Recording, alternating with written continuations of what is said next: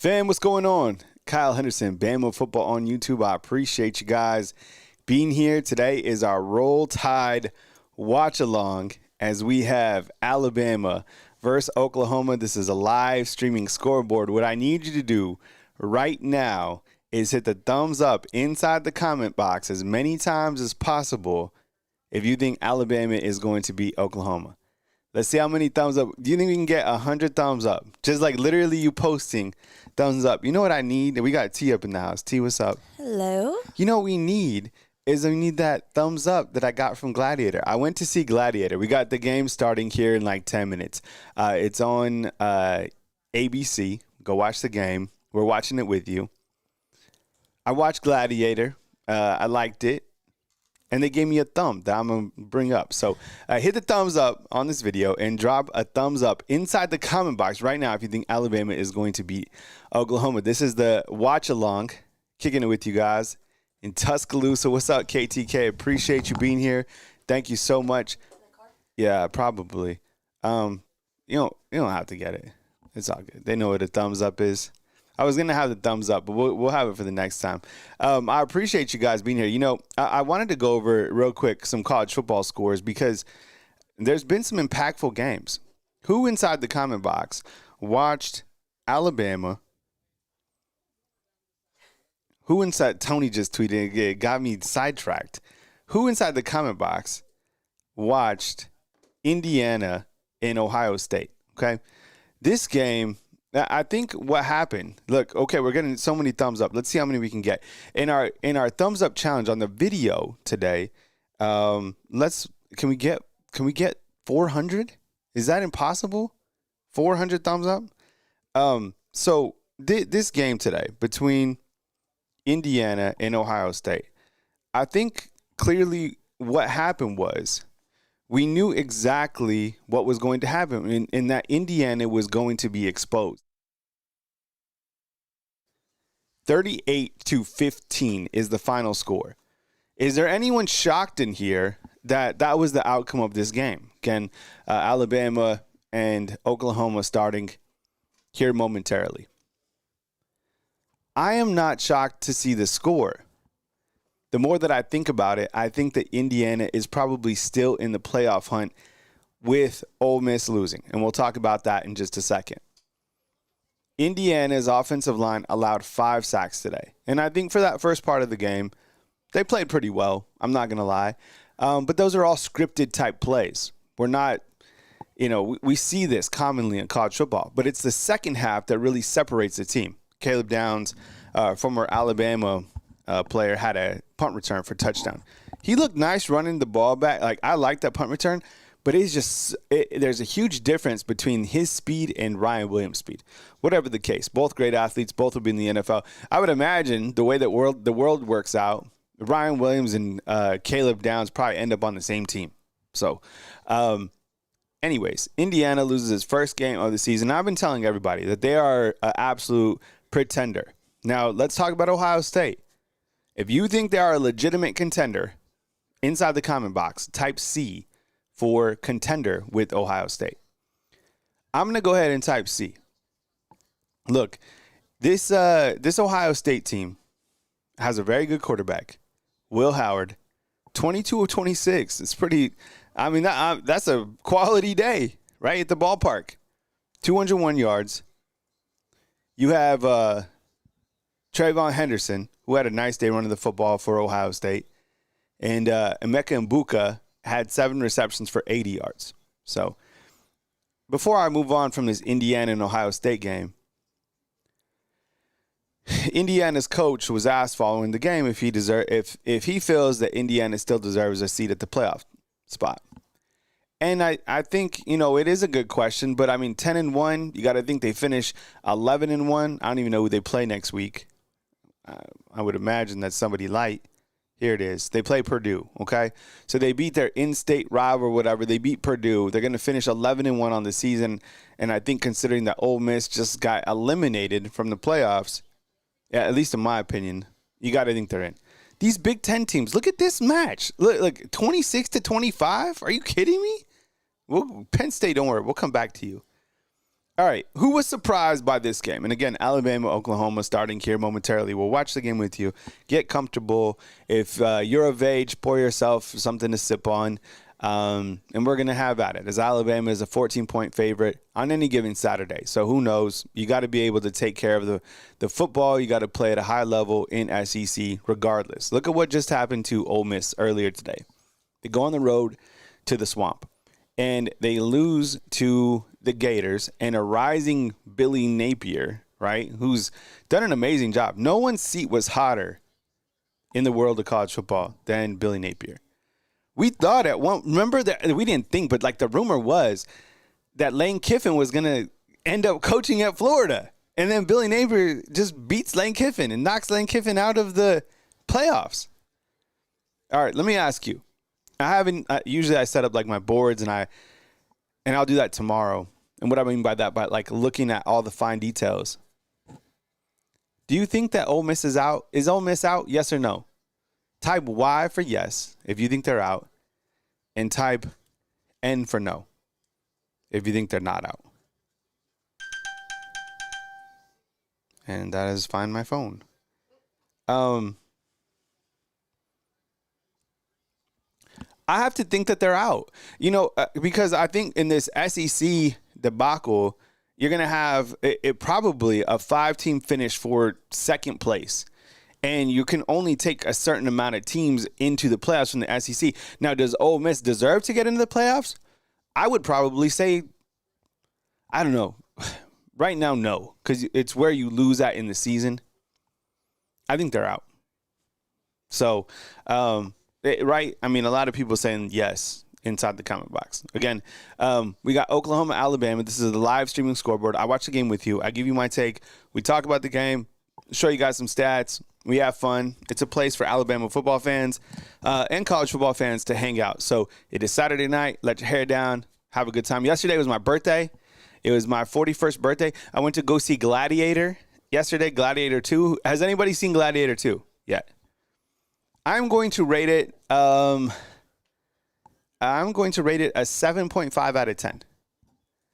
And the thing is, has anyone seen this Gladiator movie yet? I know it just came out. So no spoilers, but it's online with the first Gladiator. That's all I'm going to say. And I like that. And I was thinking about what are top sequels that we've seen. T, what are top sequels that we love in life? Yeah, you asked me that the other day, and I had a hard time. I can't even think of. Okay, so while we're waiting, we got, I don't know, maybe 5-7 minutes before this game kicks off. It's on ABC. All right. What are top sequels that we like? T, we asked that? Yeah. In the world of movies, and I've had time to think about this. Thank you so much. I appreciate you guys. Thank you. You guys took care of me yesterday on my birthday. I appreciate it. Exactly. Okay, so Top Gun is a perfect example because that second Top Gun was it. Everybody loved Maverick. 100%. 100%. And the reason that Gladiator rating is a 7.5 and not a 10 doesn't mean that the movie sucks in any shape or form. I wouldn't be even adverse to seeing it again. And I don't watch movies again. It's just that Gladiator, the OG, is perfect. That's the same way I feel with some of my top movies, right? But yeah, it is go time. You got Alabama, Oklahoma, and kind of the Gladiator theme. It's a battle, and I think this will be a battle tonight. Does the Dark Knight count as a sequel? Yeah, I mean the Dark Knight. I think that's interesting. Yeah, I mean I'd probably put the Dark Knight up there. Hey Adam, I would imagine. I mean it's on ABC, so you should be able to get the game. Maybe just do a hard reset, or don't punch your TV. Pull out Look, go through the basics. With electronics, what's the first thing you do when you're having trouble with electronics? Exactly. You shut it off and you walk away. And then if you turn it on and you can't get it again, you break it. You break it and you see how close Target or Best Buy is to go get a new one. All right, Alabama and Oklahoma kicking off here in a little bit. Here's some other scores from around the world of college football. Miami beat Wake Forest today, 42-14. Penn State survives against Minnesota, another team that I feel is absolutely a pretender. Win by a score of 26-25. Texas moves to 10-1 on the season after beating Kentucky 31-14. As we spoke about, Ohio State beats Pretendiana. I like that, Jarvis. 38-15. And Missouri has beaten Mississippi State. So I think what that means is Alabama, as you know, is headed to the SEC championship game, should they win this next game and the game after. So that is rat poison. And you have South Carolina, who beat Wofford today by a score of 56-12. You know, South Carolina is a good football team. I don't think there's a lot of people out there that want to tangle right now with the Gamecocks. Like, I would imagine that South Carolina is even able to beat Miami, for example. I really do, 100%. Tennessee played UTEP 56-0. SMU looks like they punched their ticket to the ACC championship game, and all Miami has to do is beat Syracuse next week, and they're in the ACC championship. So, I don't know. I'm not going to say anything on that Miami-Syracuse game because it's not like Miami. I mean, they beat Wake Forest handedly, but overall, I don't know. You know, who knows? Maybe Kyle McCord comes on strong, and that I don't know. BYU. Did you watch this BYU game? BYU and Arizona State played. I think the pulse was that Arizona State was going to beat BYU. Game starting here in a few minutes here on ABC. Arizona State was winning at the halftime break by a score of 21-3. In the end, BYU made, I guess, a valiant comeback or whatever. Arizona State wins by 5. The crazy thing was, Arizona State wins the game. What we thought. The fans rushed the field, and the officials put one more second on. It was the craziest thing I've ever seen. The players from Arizona State had to get the student section off the field so they could have one more play. You see this? And so BYU's quarterback comes back on and throws a Hail Mary down the field. The guy catches the ball right at the 1-yard line. And then the fans restormed the field. So Arizona State fans stormed the field twice. Here we go. We have Alabama and Oklahoma just set to kick off from Norman, Oklahoma. And as you know, Alabama is a 14-point favorite. But you got to take care of business today. I mean, 1,000,000%. I mean, back is always against the wall until you're in the SEC championship and really for the remainder of the season. I mean, one slip up and the season is done. You lose against Oklahoma, you're done. You lose against Auburn, you're done. You lose in the SEC title game, who knows what happens, but you control your own destiny. And I think a game like this, you do need style points. For whatever reason, Penn State will not be penalized for barely beating Minnesota. Listen to what I'm about to say, okay? I know I've been messing around, talking movies and stuff like that, but tighten up. Ears up, all right? Penn State will not be penalized for beating Minnesota by 1 point. They will not be. They'll recognize it as a quality win on the road. They will say Penn State went to Minnesota and took care of business. That's all they'll say. If Alabama wins by a touchdown, they will be impacted in the playoff rankings. So take care of business today. Play 4 quarters of football. And continue to earn those style points based on your own merit. Now, I don't understand why Alabama is held to a different standard. Like, if Alabama barely wins by like 10 points today or 4 or 3 or whatever, people will be trying to fire Kalen DeBoer again. We'll be like, what was he wearing? It was his T-shirt, right? But James Franklin, this guy is hugging people and they're celebrating. See what I'm saying? Like, people know that Penn State is a pretender. And he'll catch up with them sooner than later. Game's about to start here on ABC in Norman, Oklahoma.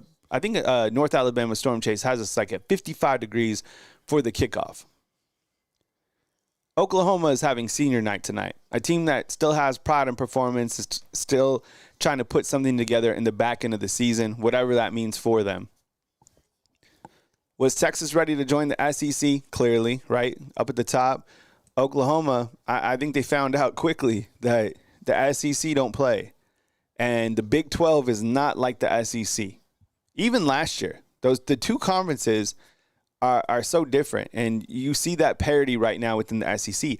Unfortunately, what's happening to the teams that play in the SEC is they are being penalized because of the strength of the SEC. Even a Florida. Listen to what I'm about to say. This might be a really hot take.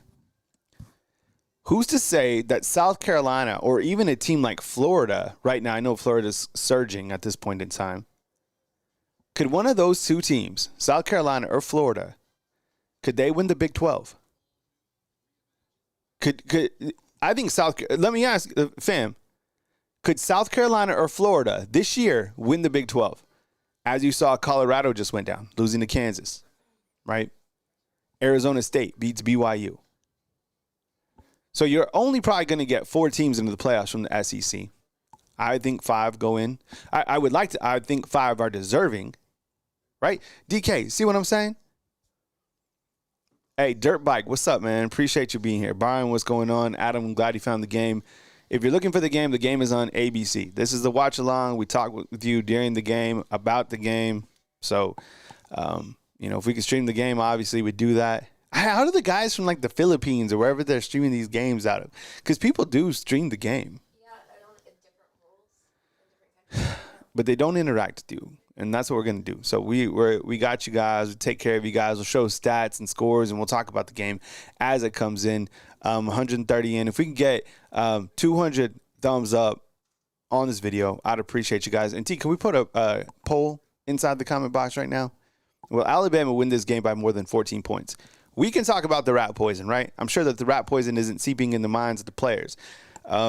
Because they have to remain focused. And if there's a couple things that do stand out to me in this game, I think it's the fact that Oklahoma's defense has the number 23 overall defense in the country. Brent Venables is known for being a defensive-minded coach. He's known for helping Dabo Swinney build out some of those Clemson teams and playing well on the defensive side of the ball. Crimson Tide saying Bama needs to start fast. Sorry, you said by more than how many points? 14. Yeah, I think the line's like 13.5, so let's put out 14. Now, I've probably contributed to a lot of the rat poison myself within our fan group, saying that Alabama is going to dominate Oklahoma, and I've explained my reasons why. I think, number one, the pass rush is going to play an instrumental role in this game. Considering that Oklahoma has allowed 41 sacks this season, I think Alabama will be able to get to the quarterback frequently, which will give Jalen Milroe plenty of opportunities to work the offense. How many total touchdowns for Jalen Milroe inside the comment box? How many total touchdowns for Jalen Milroe? I'm going to go 4. Post how many touchdowns you think that Jalen Milroe will account for inside the comment box. Account for. I'm talking rushing. I'm talking passing. Charles is asking about Denzel Washington in Gladiator 2. He was fantastic. I was curious to see his role, like how he's going. Denzel, he don't miss. I'm a Denzel Washington fan. He did fantastic, and the role that they have for him in this movie is perfect. So, I was curious to see, I was curious about the movie overall because I hold that other movie up there is probably like one of my top 10. Kayla DeBoer right now is being interviewed on ABC. So the game's on ABC. If you want to watch the game, kick it with us, go back and forth. It's cool. I appreciate you guys being here. I'm supported by Super Chats for you guys becoming fan funders, for you guys kicking it here with me. So thank you so much for joining me today on Bama Football on YouTube. A lot of 3s, a lot of 4s, and that's common for Jalen Milroe in a big game like this. Alabama has played in big-time environments this season. They've gone to Wisconsin, and they sliced through Wisconsin, right? They went on the road to Tennessee, where they lost. They went up to Vanderbilt, where they lost. Put things together back on the road against LSU in a critical game where in that game seems to be a turning point. Looks like we're about to have kickoff right now. Alabama in those clean whites. Those jerseys are so crisp. My goodness. Kicking off to, right? Like, oh my goodness. Those jerseys are beautiful. See, there's not away we go with the kickoff. We are in the first quarter of this game, and we have just started. We have Alabama taking on Oklahoma, and the Sooners will get the ball first. Jackson Arnold is the quarterback for Oklahoma. How many yards do you think that Jackson Arnold throws in this game? More or less than 225. More or less than 225. I'm going to say less. I'm going to say less than 225. That's tough. I don't know. All right, here comes Oklahoma. Pistol formation. They got a little motion going in the backfield. Stormtrooper Whites, Jarvis says. Man in motion. Now you just got one running back in the backfield, and it's Jackson Arnold. He's taking off for a big run. He's got a first down. You know, they asked on pick 6 if Jackson Arnold would run for more or less than 30 yards. He starts the game off with a 12-yard run up the middle for a first down. T's looking at me. All right. Jackson Arnold now in the second play. He's running to the left side, and he is going to be wrapped up, but he looks like he gains another 2. So here comes Oklahoma running the ball with their quarterback. I didn't think that he'd run for more than 28 yards. The first play, he goes for almost half of that. All right, so here's Jackson Arnold leading the squad. And remember, this is an Oklahoma team that fired their who's this on the field, T? We have an Alabama player down. Oh, no. Who is this? No, Keon Sabb can't be. Oh, my goodness. It is L.T. Overton. L.T. Overton is down. T, if you could put that up. L.T. Overton is walking on his own. Looks like he got kind of tangled up and his knee got hit by Jackson Arnold. His knee definitely got hit. L.T. Overton, I don't know what they're saying. T, maybe he's limping. He's obviously going over to the training tent. Not good. Not a good way to start out the game when I would say your top 3 player on defense after Jahad Campbell and Deontay Lawson goes down and he's on the bench already or in the tent. Okay, so it's a 2nd and 9 for Oklahoma. It's a handoff to the outside. Probably gets like 3 or 4. Yikes. No intel on what LT Overton has at this point in time. We will keep you posted. Martha, what's up? I appreciate you being here. Thank you so much. Hey, thank you, Martha. I really appreciate that. 5-star. Yeah. And we interact. So if stats come up, we'll show them on the screen. We have the scoreboard. It's updated thanks to Saturday's scoreboard. And we interact with you guys. So that's what we do. And keep you guys posted on different events that happen within the game. 3rd and 6, 19 to go here in the first quarter. This is the first pass by Jackson Arnold, and it's going to be incomplete, and it's going to bring up a 4th down. 4th and 6, and Oklahoma will punt on their opening series. This is an offense that is ranked number 117 in the country, right? There's only like 140 teams. This is an offense that fired its offensive coordinator early on in the season. Biggest note so far of the game, I'll write it down. I have a little whiteboard in front of me if you ever wonder what I'm doing. LT Overton down in the first quarter. That would be significant if anything happens to LT Overton. Sometimes, depending, it's never good for anybody to get injured. Punts away, but Alabama has so much depth. I mean, that's what separates them from mostly every other team in the country, along with the coaching.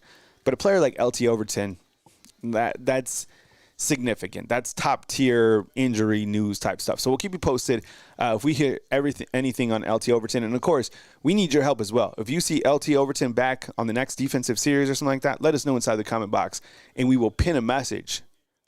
T, if you could just put LT Overton shaken up at this point. Here's the first offensive possession for the Alabama Crimson Tide, led by Jalen Milroe, who has 32 total touchdowns, right? 15 passing, 17 rushing. He's in shotgun formation. Along with him in the backfield is Jam Miller. First play for the Alabama Crimson Tide is going to be a designed run by Jalen Milroe. He's going to be hit in the backfield. It's going to go for about 1 yard. Good wrap-up right there by Oklahoma's defense. Now, the thing about this, Oklahoma on the defensive side of the ball, as I said in the pre-show, number 23 overall defense, or 23rd ranked defense in the country. They're known for being more of a defensive style of team, right? So, good wrap-up on the first play. The 2nd and 9 for the Alabama Crimson Tide. Jalen Milroe with 4 wide receivers. Back to pass. And it's going to be to C.J. Dupree, who is going to bobble it, and it's going to be incomplete. That was just a drop. There's a flag on the play. Let's see what the flag is. It's going to be a defensive offside. So that is going to be 5 yards for Alabama. Now, the other thing to watch with the Alabama's team overall is that they are ranked number 128 in terms of penalties. Oh, Brent Venables is heated. Here's the false start right here, which they're talking about, the offsides. Yeah, there was a little flinch by 32. I'm not going to lie. All right, 2nd and 4 for the Alabama Crimson Tide. Ryan Williams in motion. Jalen Milroe in shotgun. He's going to hand it off, fakes the handoff, and it's another design quarterback run to the outside for another 6 yards. So 2 design runs by Jalen Milroe. Let me ask you guys inside the comment box, how many rushes total do you think Jalen Milroe has tonight? More or less than 16. He already has 2. More or less than 16 rushes for Jalen Milroe. I'm going to say, I think I might say more than 16, which is crazy. All right, 3rd and 3 for Alabama. Looks like we have Jam Miller in the backfield. Robbie Oots in motion. Little dump off to Ryan Williams, and that is also dropped. 2 drops by Alabama's offense, which is very uncharacteristic for this team. C.J. Dupree dropped a pass, and so did Ryan Williams. Let's see the replay on that, and it looks like it hit Ryan Williams literally right in the hands. Here's the pass. Wow. I haven't seen Ryan Williams drop a pass like that. Literally, the ball was like right here. He was hanging out with Baby Gronk. It looked like it was before the game. Did you see this? He was hanging out with Baby Gronk. And Ryan Williams was in the mirror, and he was saying, I'm Ryan Williams. You can't guard me. You can't guard me. And then the door opens, and it was Baby Gronk. And Baby Gronk was like, yo, I'm here to guard you. And Ryan Williams looked down at Baby Gronk, and they were like, and they just like then they hit dap. It's on social media. It was so funny. All right, I'm going to rank that opening series as a 1 out of 10. That's not good. I'll never understand this about Alabama's offense. It would be amazing to talk to like an offensive line coach and understand why this team does not utilize its running backs. Even in the opening series, and I get it. Oklahoma's defense is good, but the design runs are for Jalen Milroe only. And you have Jam Miller in the backfield. You have Justice Haynes. You have an extra blocker out there, Robbie Oots. You do, like, this team, like, I thought that the running back, and who knows, the game just started. And from a fan's perspective,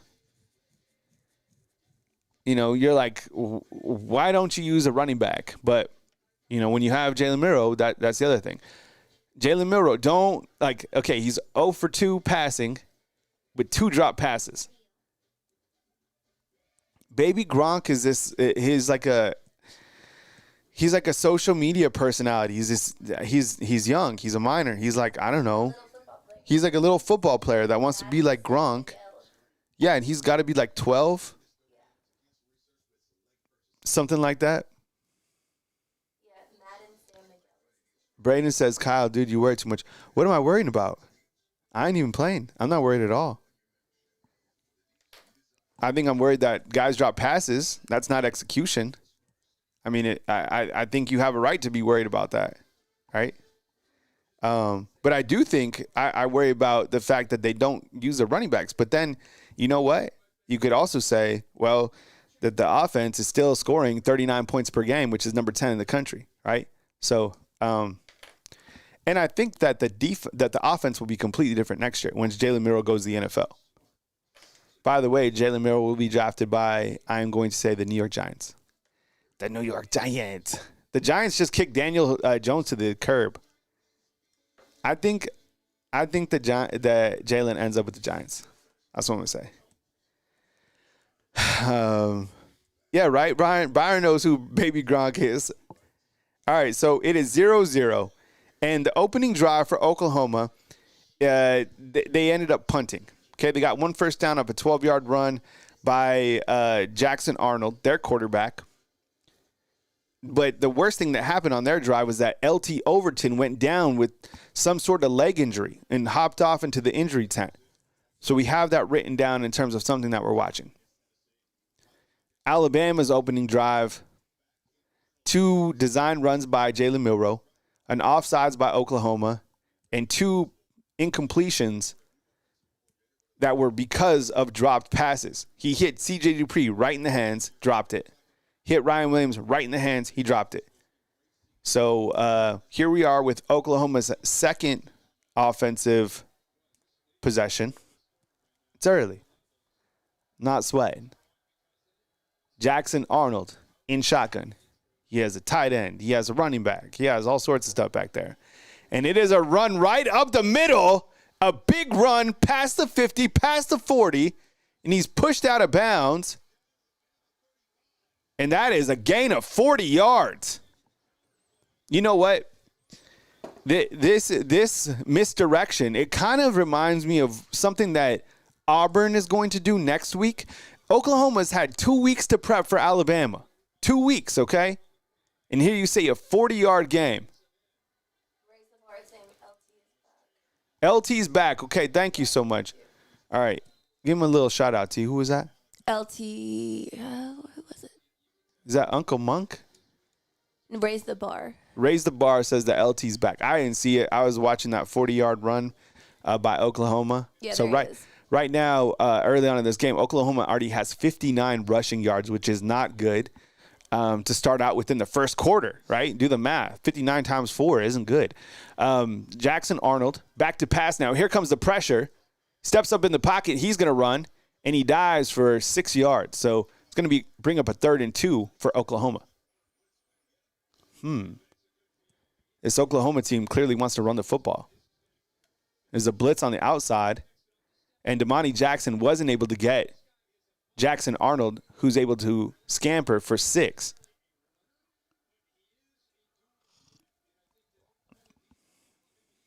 Third and 2. Yeah, remember that. They've had 2 weeks to prep for their Super Bowl, which is Alabama. Everybody's Super Bowl is Alabama, but 2 weeks. Okay, 3rd and 2. Let's see how the third down defense is. You have a running back in the backfield.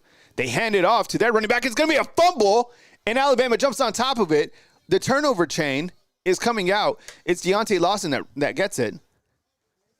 The turnover chain is over here. We have a turnover chain. I was wondering what that was. The turnover chain is coming out after the ball was stripped and just kind of popped out on a critical 3rd and 2, okay? So good point of contact right there, but it looks like Tim Smith hit him. Oh, no, you know who it was? It was Bray Hubbard. Bray Hubbard, type B for Bray Hubbard inside the comment box. Bray Hubbard, I'm giving that forced fumble to Bray. What did I tell you? I told you guys the hardest hitter on this team. We had callers this week that were comparing him to Bill Bates, John Lynch. I compared him to Ronnie Lott. Probably a stretch, but Bray Hubbard is that guy. He has a tremendous ability to bring the boom. We all love Bray. So type B inside the comment box for Bray Hubbard. Alabama back on offense. Incomplete pass. And in fact, it's a penalty. An eligible downfield receiver. It looks like they took that off. This team likes the penalties. Kalen DeBoer rocking the black hoodie. And now we get a picture of that. Coach Kalen DeBoer fired up. Man, he's pissed off. Pissed off for greatness. It was an ineligible receiver downfield. And they were getting some heat on Milroe. All right, I take the turnover chain off here in a little while, but I do like the way it looks right now, so I'm kind of rocking it for the time being. All right, it is first and 15 for the Alabama Crimson Tide. Jan Miller out to the outside. Here comes pressure.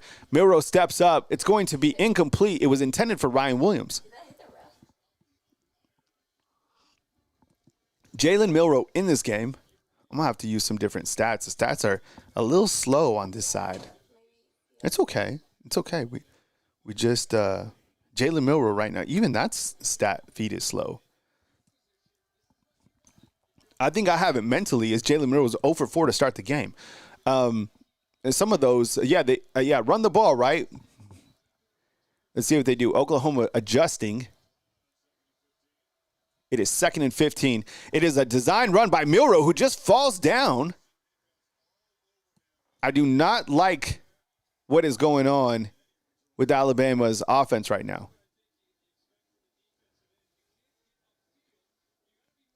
Oklahoma has 4 down linemen.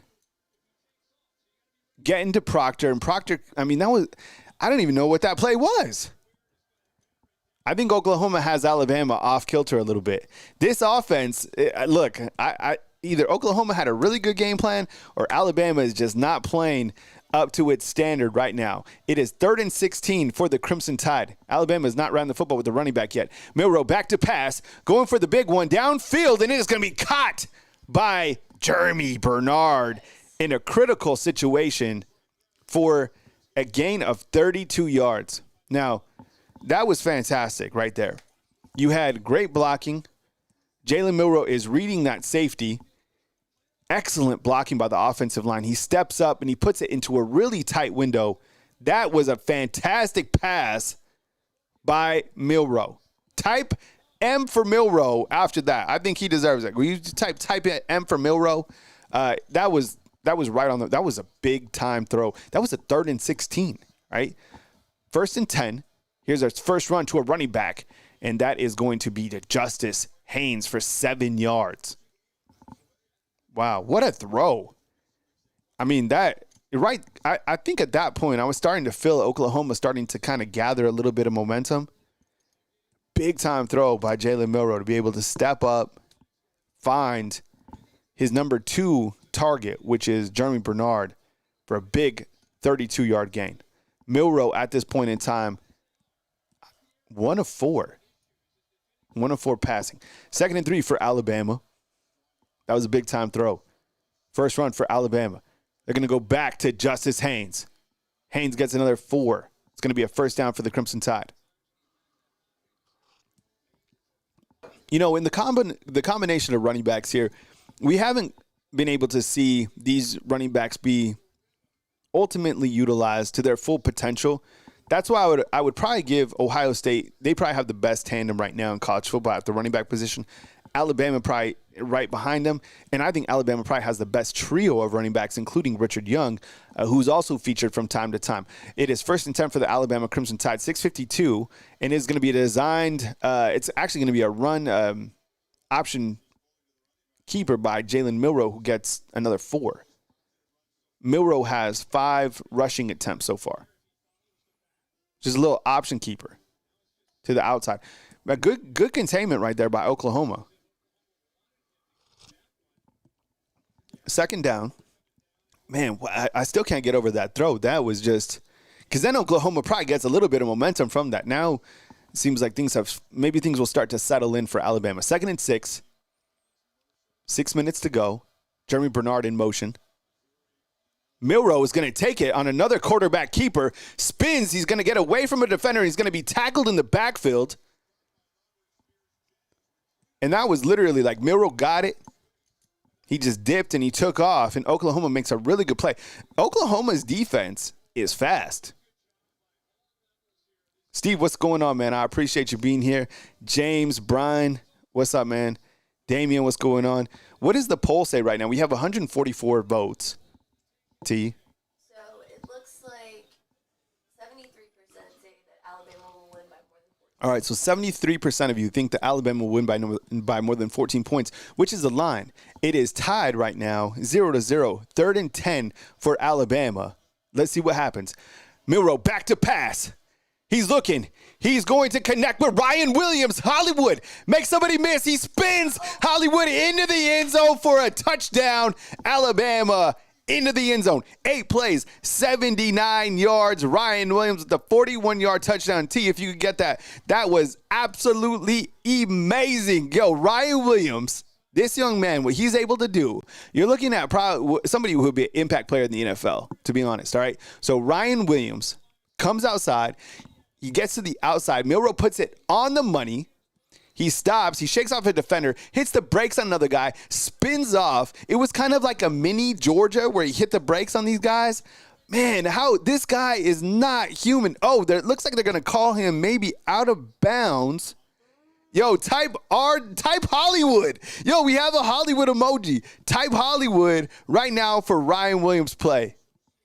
Man, this guy, I'm telling you, this guy is something else. Hollywood, man. Oof. Oh, he might be out of bounds right there. Man.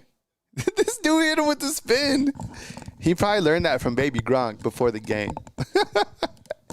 So the ruling on the field is a touchdown. They're going to look to see if he stepped out of bounds. I think he did step out of bounds.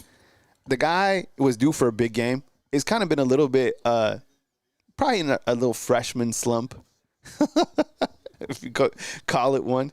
So it looks like they called him out of bounds. Man, that was a 30-yard game.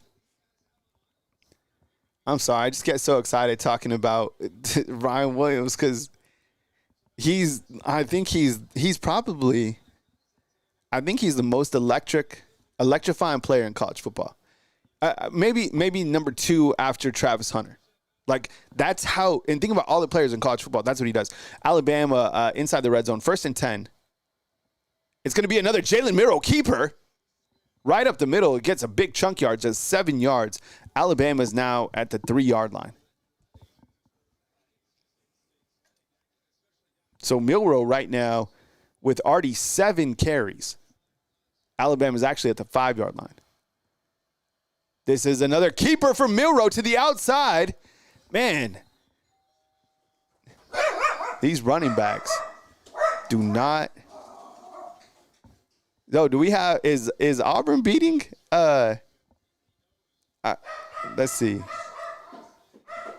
What's that? Got the dogs barking.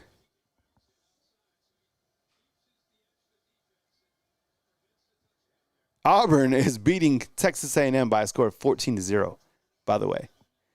All right, Alabama, 3rd and 6. It's going to be a handoff, and Alabama is going to be stopped at about the 5-yard line. It was to Jam Miller. Wow, I didn't see Auburn already on top of Texas A&M, 14-0. Alabama at the 5-yard line is going to be a 4th and 3. So what would have been a touchdown from Ryan Williams before he stepped out of bounds turns into a 4th and 3. Looks like Alabama's going to go for it. What is this? And we have just received a package from UPS. Oh, I know what these are. It is 4th and 5. These are my Christmas cards. All right, and it's going to be a timeout by Alabama. A lot going on there. Okay, so let's recap it for you. Alabama, we thought they scored on a 41-yard touchdown strike from Milroe to Ryan Williams. Steps out of bounds. Alabama gets to the 5-yard line. Oklahoma plays some pretty good defense and stuffs Alabama. DK looks like he got a super chat. Appreciate you, man. And appreciate you supporting the show. Now Alabama is faced with a 4th and 3. Looked like they lined up and they were going to go for it. They called the timeout. So there's 4 minutes before the second quarter starts, and it is 0-0, and Alabama is at the 4-yard line trying to score its first points of the game. Jalen Milroe is 2 of 4 for 62 yards passing. He's connected on 2 deep passes. One was 42-yarder, 32-yarder to Jeremy Bernard, and another one was to Ryan Williams for 30 yards. Now, one of the main storylines of this game has been Jalen Milroe in his designed runs. So he has 7 runs right now for just 5 yards. And a lot of just completely designed quarterback runs by Jalen Milroe. Seems like Milroe wants to get into the end zone himself, which is fine, right? Best players want to do that. But it's 0-0. See what Kalen DeBoer does from the halftime, him and Nick Sheridan. Scores around the world. Check this out, T. There was a lot going on. The doorbell started ringing and people started freaking out. But if we go full monitor, look at this. Auburn is beating Texas A&M by a score of 14-0. Peyton Thorne is 4 of 5 passing for 103 yards. Coleman has 97 yards and a touchdown. Iowa State, who's now back in the Big 12 championship race, is beating Utah by a score of 7-3. Boise State is trailing. Boise State, get this. Boise State, a team that currently has a bye into the quarterfinals by the playoff committee, is trailing Wyoming 10-7. Stop. And Notre Dame is up by a touchdown on Army by a score of 14-7. All right, so those are some scores from around college football. We're on a timeout break right now. Alabama with a 4th and 3. Scores from earlier today, in case you were out mowing the lawn, washing your car. I'm going to wash my car on Sunday. Ohio State beat Indiana by a score of 38-15 in a game where Will Howard was 22 of 26 passing for 201 yards. In a big win for Ohio State, but we knew that was going to happen to Indiana. Texas beat up on Kentucky to move to 10-1 on the season. Quinn Ewers at quarterback, 20 of 31, 191 yards passing, and 2 touchdowns. We are back here in Norman as Alabama comes out of the timeout break, and they are going to kick a field goal. They were going to go for it. They're going to take the field goal right now. You have Graham Nicholson, who was 5 of 7 on the season, 71%. And he's kicking a 22-yard field goal. Kick is going to be up, and it is good for an Alabama field goal. Alabama leads Oklahoma 3-0 with 3:23 to play. It was a 12-play, 75-yard drive that went 6 minutes and 18 seconds. I think the biggest takeaways from that drive was the fact that Jalen Milroe came with it on a 3rd and 16. Don't lose sight of that play. I think the red zone play calling right there was terrible. That's my opinion. And there's been times where I really haven't liked the red zone play calling from Nick Sheridan. When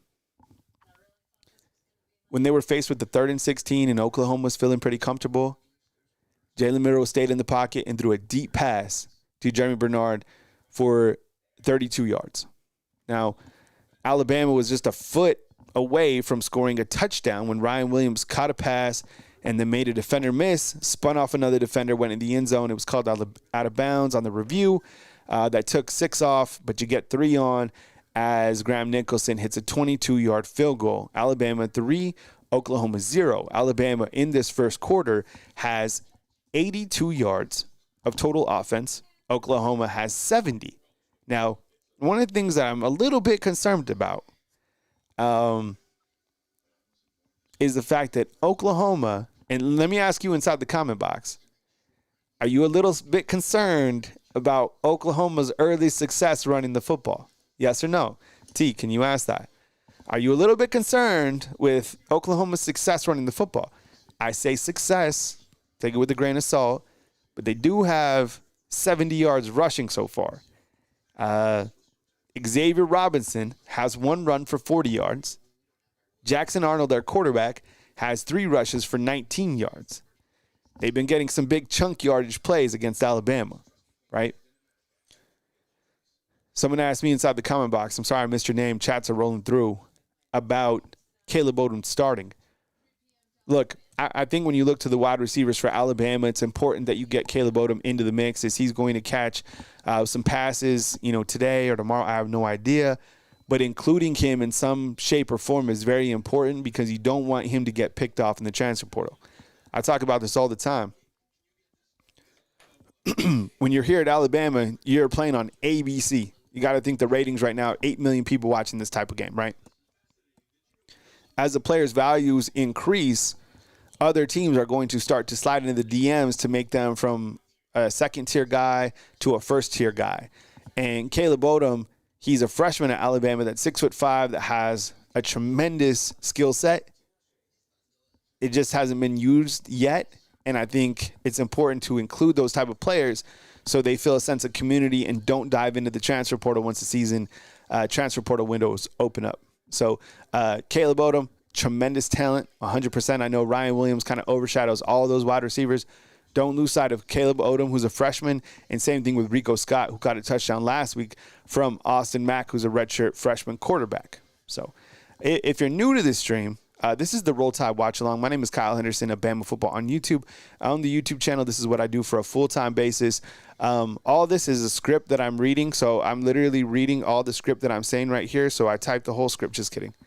No, everything that I say is literally ad-lib, so I'm just coming up with this stuff. I hear a voice. It's German. I have to get it translated. I'm just kidding. Where's the jokes at? Guys, 3-0. But I appreciate you guys being here, most importantly. So 131 people on. I appreciate you guys. This will be Oklahoma's third offensive possession, and it is 3-0 with 3:23 in the first quarter. Here comes Jackson Arnold and the Oklahoma Sooners. Appreciate you guys.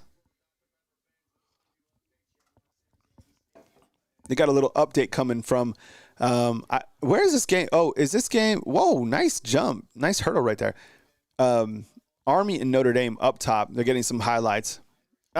Look, is it fun to watch Notre Dame? Is it fun to watch Army? 100%. But I think, are they real, contenders? No. We've seen this time and time again. Montrell Williams, I thought it was, Kyle, I was wrong about Indiana.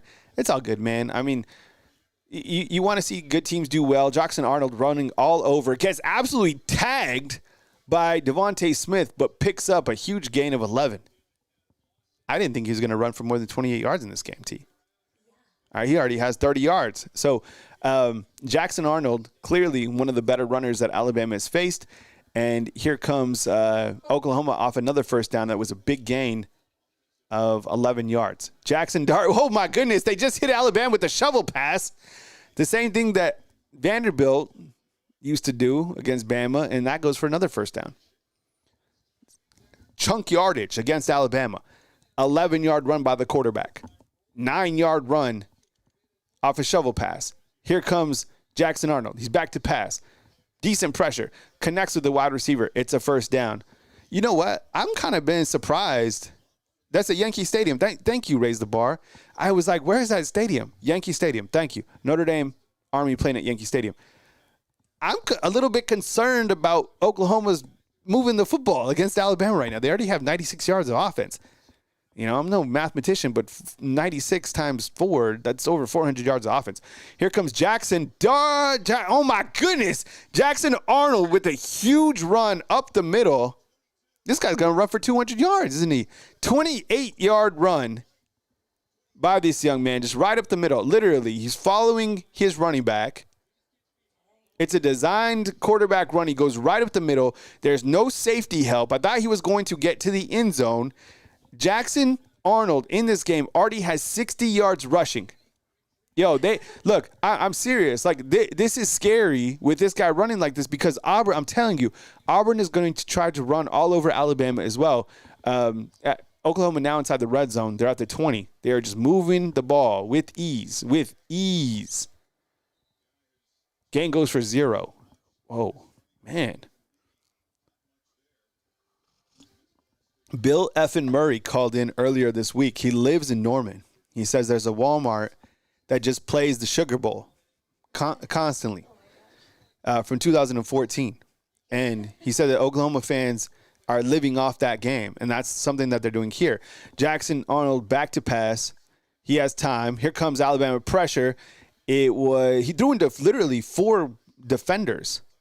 Incomplete. It's 3rd and 10. I'm telling you, I'm worried about how Oklahoma's moving the ball. This is not championship level football right now from the Alabama defense. Although it is 3-0, if you can hold these guys to a field goal here, please do. 49 seconds left till the second quarter.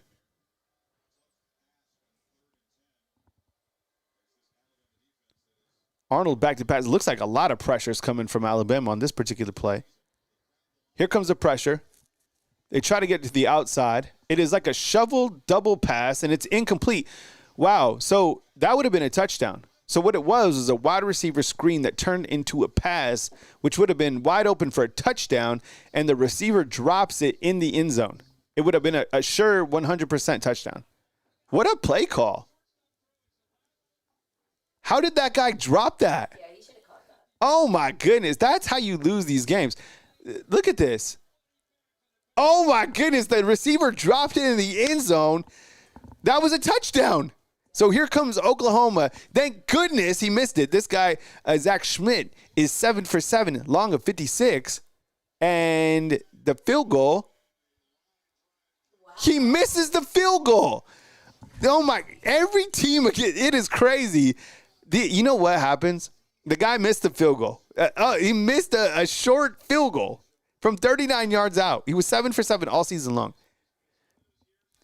You know what I think happens is I think these teams get nervous to play in a big-time game against Alabama, right? And you look at the lack of execution. Like, that's a lack of execution. Should have been a touchdown. You missed the field goal. That's the reason why these teams cannot hang with Alabama. Alabama is able to execute at a much higher level on a consistent basis. These guys are at home. Man, that is crazy. Did someone just say that Auburn is up? Auburn is up on Texas A&M 21-0. Whoa. Oh, my goodness. All right, so Alabama back on offense right now. 1st and 10. Milroe back to pass. How did Jeremy Bernard not see? What happened there? Why does he have 2 mouthpieces in? Look at that.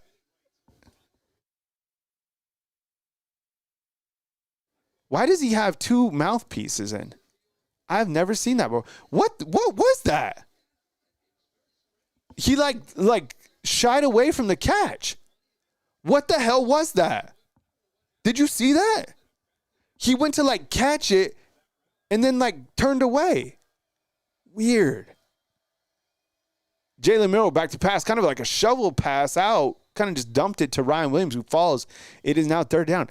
What the hell happened with Jeremy Bernard missing that? Yeah, that was bizarre. What was I never seen that. It was like he missed it. Did you see that? Oh, they're seeing the lights? I don't know. I never see. Is that the lights, huh? That was it has to be the lights. Sometimes when you look up to the sun, same thing. Oh yeah, he's saying the lights. Damn, that was weird. I've never seen that before, especially in a night game. But, based on where the lights are, I could see it, All right, so that's the end of the first quarter. Okay, so to recap the first quarter, Alabama is winning 3-0. What's your type in your biggest takeaway from the first quarter. Or what's on your mind after the first quarter? What's on your mind after the first quarter? I think Oklahoma should probably be leading this game 7-3. Oklahoma's offense has 124 yards, right? Guess we'll go full screen right here. Okay, let's see right here. Here's some first quarter stats. Let's bring this up again. This is courtesy of Stat Broadcast. You can go out there and see these as well. All right, let's try this again. All right, total stats right here. You have Oklahoma, who has 124 yards right here of offense to Alabama's 80. They only have 15 passing yards. But they have 100. This is it right here. Tell the tape. 109 rushing yards in one quarter. That is absolutely wild. They have 5 first downs. And this is another key stat right here. This is why they're not winning. Is this stat right here is third downs because they can't convert. Now, you see, this is the difference right here. Is 204 because Jalen Milroe was able to connect on a deep pass, which was a third down, he executed. That's the difference right there. I'm serious. Now, what is interesting is when you slide over right here is that Jackson Arnold right here has 5 rushes for 58 yards. And this young man has 40. Okay, so big chunk yardage. But when you slide over to Alabama, this is interesting. Milroe has 7 for just 5. Justice has 2 for 12. And Jam has 1 for 3. Okay? Now, receiving-wise, Ryan Williams has been targeted 4 times. He has 2 receptions for 28 yards. He has dropped 1 pass. Jeremy Bernard lost a pass in the lights. He had a big catch for 32 yards. And C.J. Dupree dropped a pass earlier in the game. So Milroe, through this point in time, after the first quarter, is 3 of 6 for 60 yards. And he has an additional 5 yards on the ground. Where we're at right now is 3-0 Alabama. Now, as you're watching the game as well, Oklahoma had an opportunity to score right before the end of the first quarter. Adam Lampello in with the super chat. Thank you so much. BWH says this is not championship level. Play calling is not championship level. I would agree. The red zone play and the red zone calling is just not it. Adam Lampello with the super chat. T, you want to read that out? Adam saying, remember we played Missouri without their starting quarterback, a hapless LSU team, and an FCS school. We're still young and developing. This is not our year. Adam with the $25 super chat. Thank you, Adam, for supporting us right here on the Bama YouTube channel. It called in earlier this week. Good point outs. I mean, if you do look to Missouri, they didn't have the quarterback. LSU, I do take a lot from that victory. Mercer is one of those games. You just look to execution. In this game, it's interesting. I just think that right now Oklahoma has a game plan that's working in terms of running the football. And they should be winning this game, actually. So let's see what happens. But appreciate you, Adam. Thank you so much. This is the live watch-along right here on Bama Football on YouTube. It is 3-0 as we start the second quarter. Alabama comes out with another opportunity to put some more points on the board. If you missed it, we've been providing score updates. Auburn is literally taking it to Texas A&M by a score of 21-0. And Notre Dame is beating Army by a touchdown last I saw. Jalen Milroe, with another designed quarterback run, he's going to be just completely wrapped up in the backfield. 3, and it is going to be 4th down for the Crimson Tide. What's going on here? Is this pressure or what? Like, because it looks like Milroe, he's getting the ball in shotgun, and it's just like one look and kind of run, but Oklahoma's defense is right there. What's going on right here?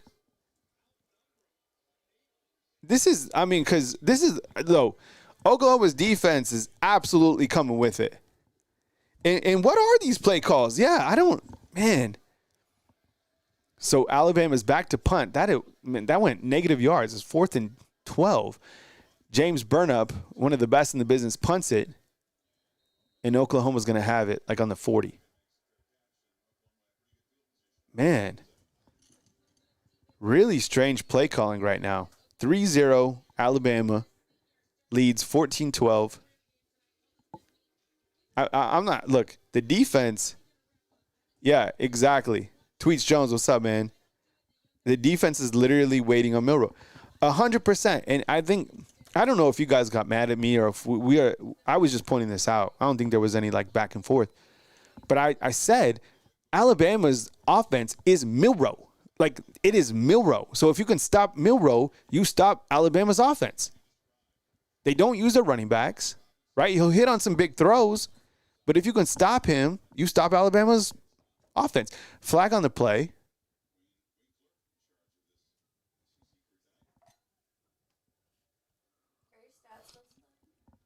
Yeah, the stats are busted. What was the penalty? It seems like they've played on the road before. I don't know. This team doesn't look like the past 3 weeks of a team, right? I don't know what's up. Jack is saying, Kyle, they need to stop trying to turn Jalen into a runner. It looks like they just want Jalen to run the ball, period. Here comes Jackson Arnold, and He's also just running the football. It's third. Seriously, he's doing the same thing that Jalen's doing, except he's getting a little bit more yards. It is 3rd and 2. 3rd and 2. I think it's like 3rd and 4. 3rd and 6. There you go. The play calling has, I don't know what's going on with the play calling. Now, you know what will happen? I'm going to tell you what. If Alabama starts heating up, because they probably will on offense, then people will start saying, Kalen DeBoer's calling the plays. Just wait. That's what Craig's saying. This team comes out slow week after week. Yeah. All right. So it is 3rd and 6. Jackson Arnold has 4 wide receivers, 3 up to the top. He's going to pass it. It's a slant, and it's going to go for big yardage on Alabama. That's a gain of 19. Wow. Hey, Dirt Bike, I kind of agree, man. He's saying Coach Venables kind of looks like a skeleton. He kind of has a little skeleton vibe to it, but and this is kind of scary what Coach Venables has cooked up in this game. There's Bray Hubbard who wasn't able to get that tackle, and the receiver gets downfield for a gain of 19. Here comes Oklahoma's offense. Again, just ripping. Oh, my goodness, man. They are literally doing whatever they want against Alabama's defense. And one of Oklahoma's players is down. That is going to call Brennan Thompson is down for Oklahoma.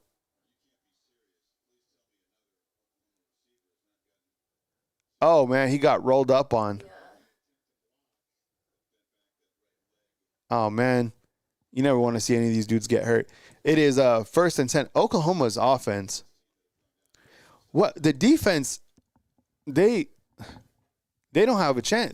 They are not in any shape or form stopping Oklahoma. Oklahoma's pretty much doing whatever they want to do.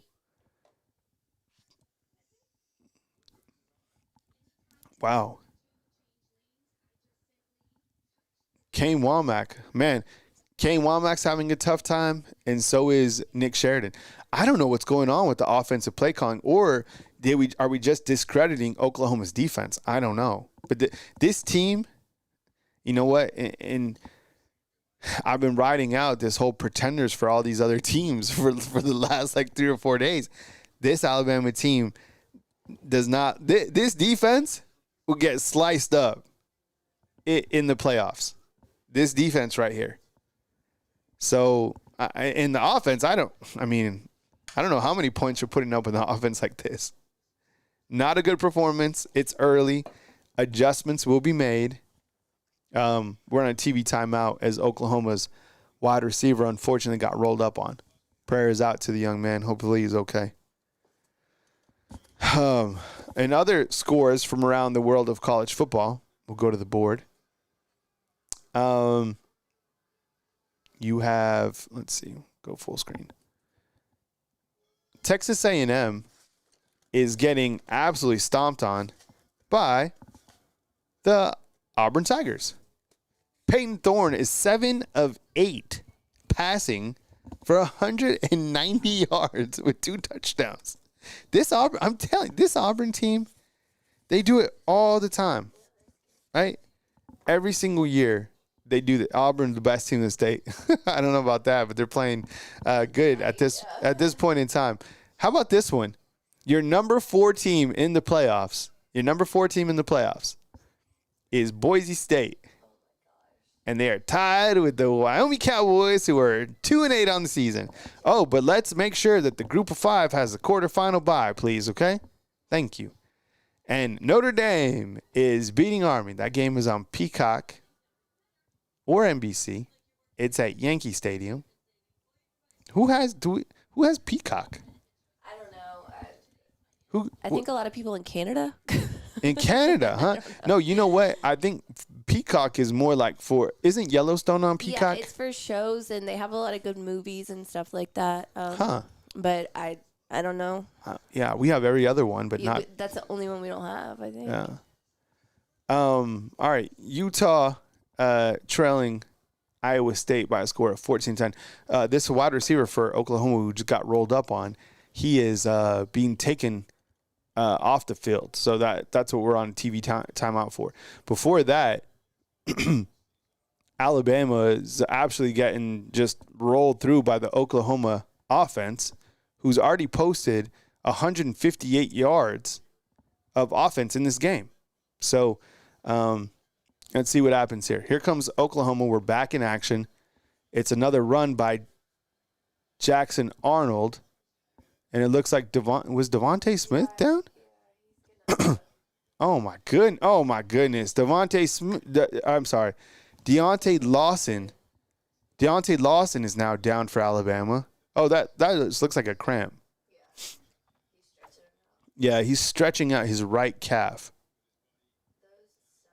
Yeah, once you have one of those cramps, but you know what they do?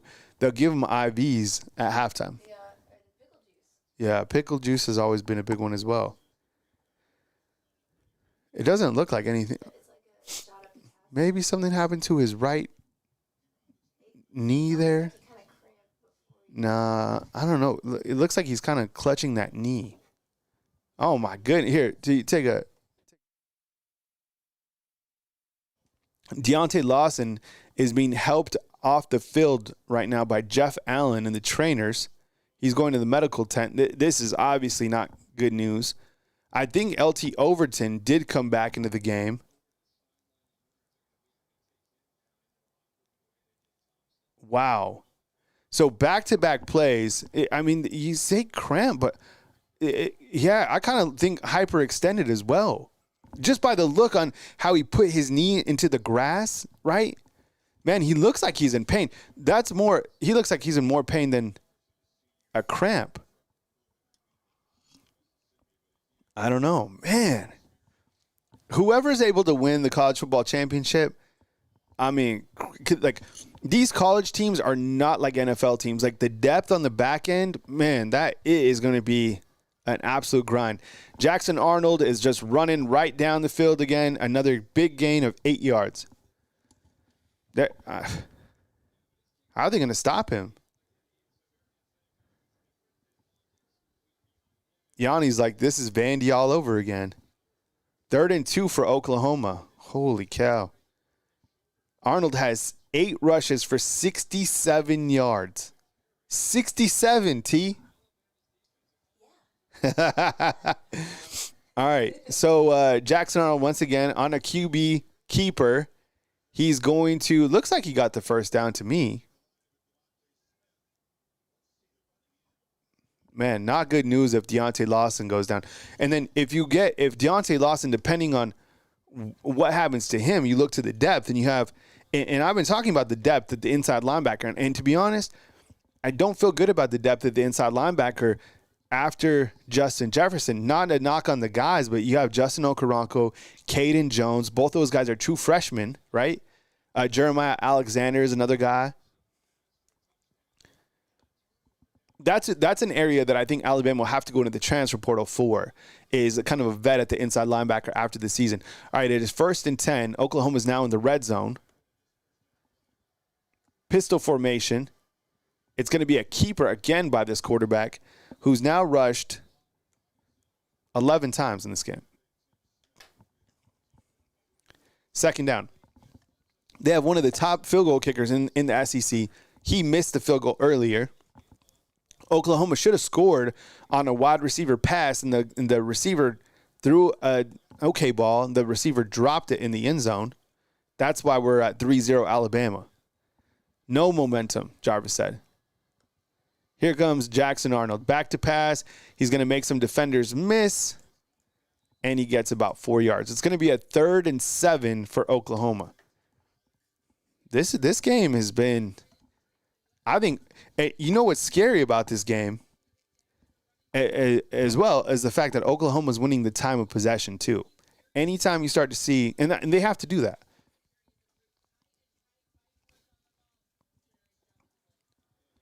Third and 7 for the Crimson Tide. 3 wide receivers to the right, tight end down the bottom, motion. It's going to be a run, like a reverse sweep. He's not going to get the first down. So I would imagine that Oklahoma brings on their field goal kicker again to just try to tie up this game. And the way that he missed that first field goal was terrible. Good stop right there by the defense in the red zone. That's a good point. Whoever's coming up with the game plan for Vandy, this is exactly it. It's going to be a 29-yard field goal. This guy completely shanked the last one. Literally, like if you were playing golf, like he literally like sprayed it like at the fans to the left. 29 yards out. This one is right down the pipe. 11 plays, 51 yards, 5 minutes, 58 seconds, and the score is 3-3 here in Norman, Oklahoma. 3-3 is the score after an 11-play, 51-yard drive. Now, the pros, I guess, from that drive is we've seen good play inside the red zone, I guess you could say, from Alabama at this point in time. You do have Deontay Lawson, who went out with an injury. We don't know what that was. We'll keep you posted. LT Overton, I think he's back playing, so that's good news. I don't want to freak you out or, but these are the stats, okay?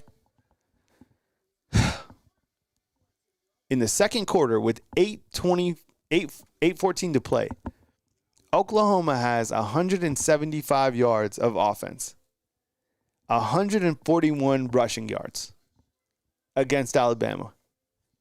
Cannot stop the run in this game. Their quarterback, Jackson Arnold, has 11 rushes for 72 yards. And Xavier Robinson has 3 carries for 55 yards. Oklahoma's thrown the ball just 5 times, where Jackson Arnold is 3 of 5. I'll show you guys the stats. This is me, full screen. And for Alabama, right here, as you can see, Milroe's 2 of 6, but for 62 yards. But these are the stats that are concerning right here. Like, if this guy's clearly going to run the football 20 times.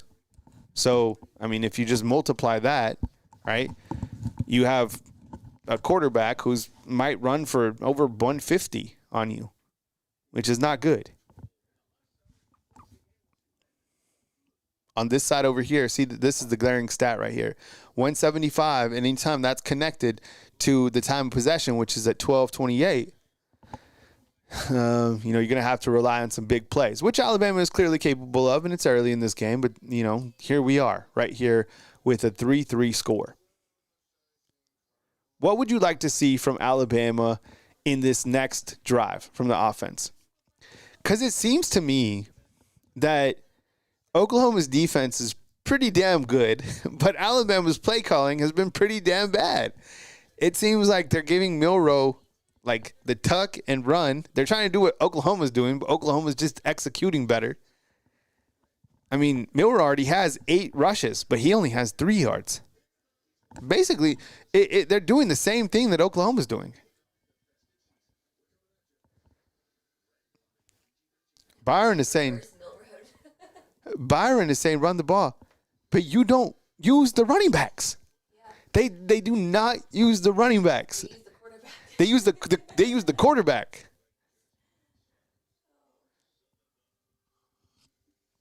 Hit him with the shovel pass. We'll see what they could do. 3-3 is a score. A lot of football left. And when we watch the games, we watch them like with the microscope, so we know every single thing. But right now, if I had to write a story, I would say, Alabama cannot stop Oklahoma's run game, and Alabama's offense is stagnant. That's what I'd say. If I was the offensive coordinator, I would use the running backs. I would use jam. I would run screens to my running backs, which they don't do.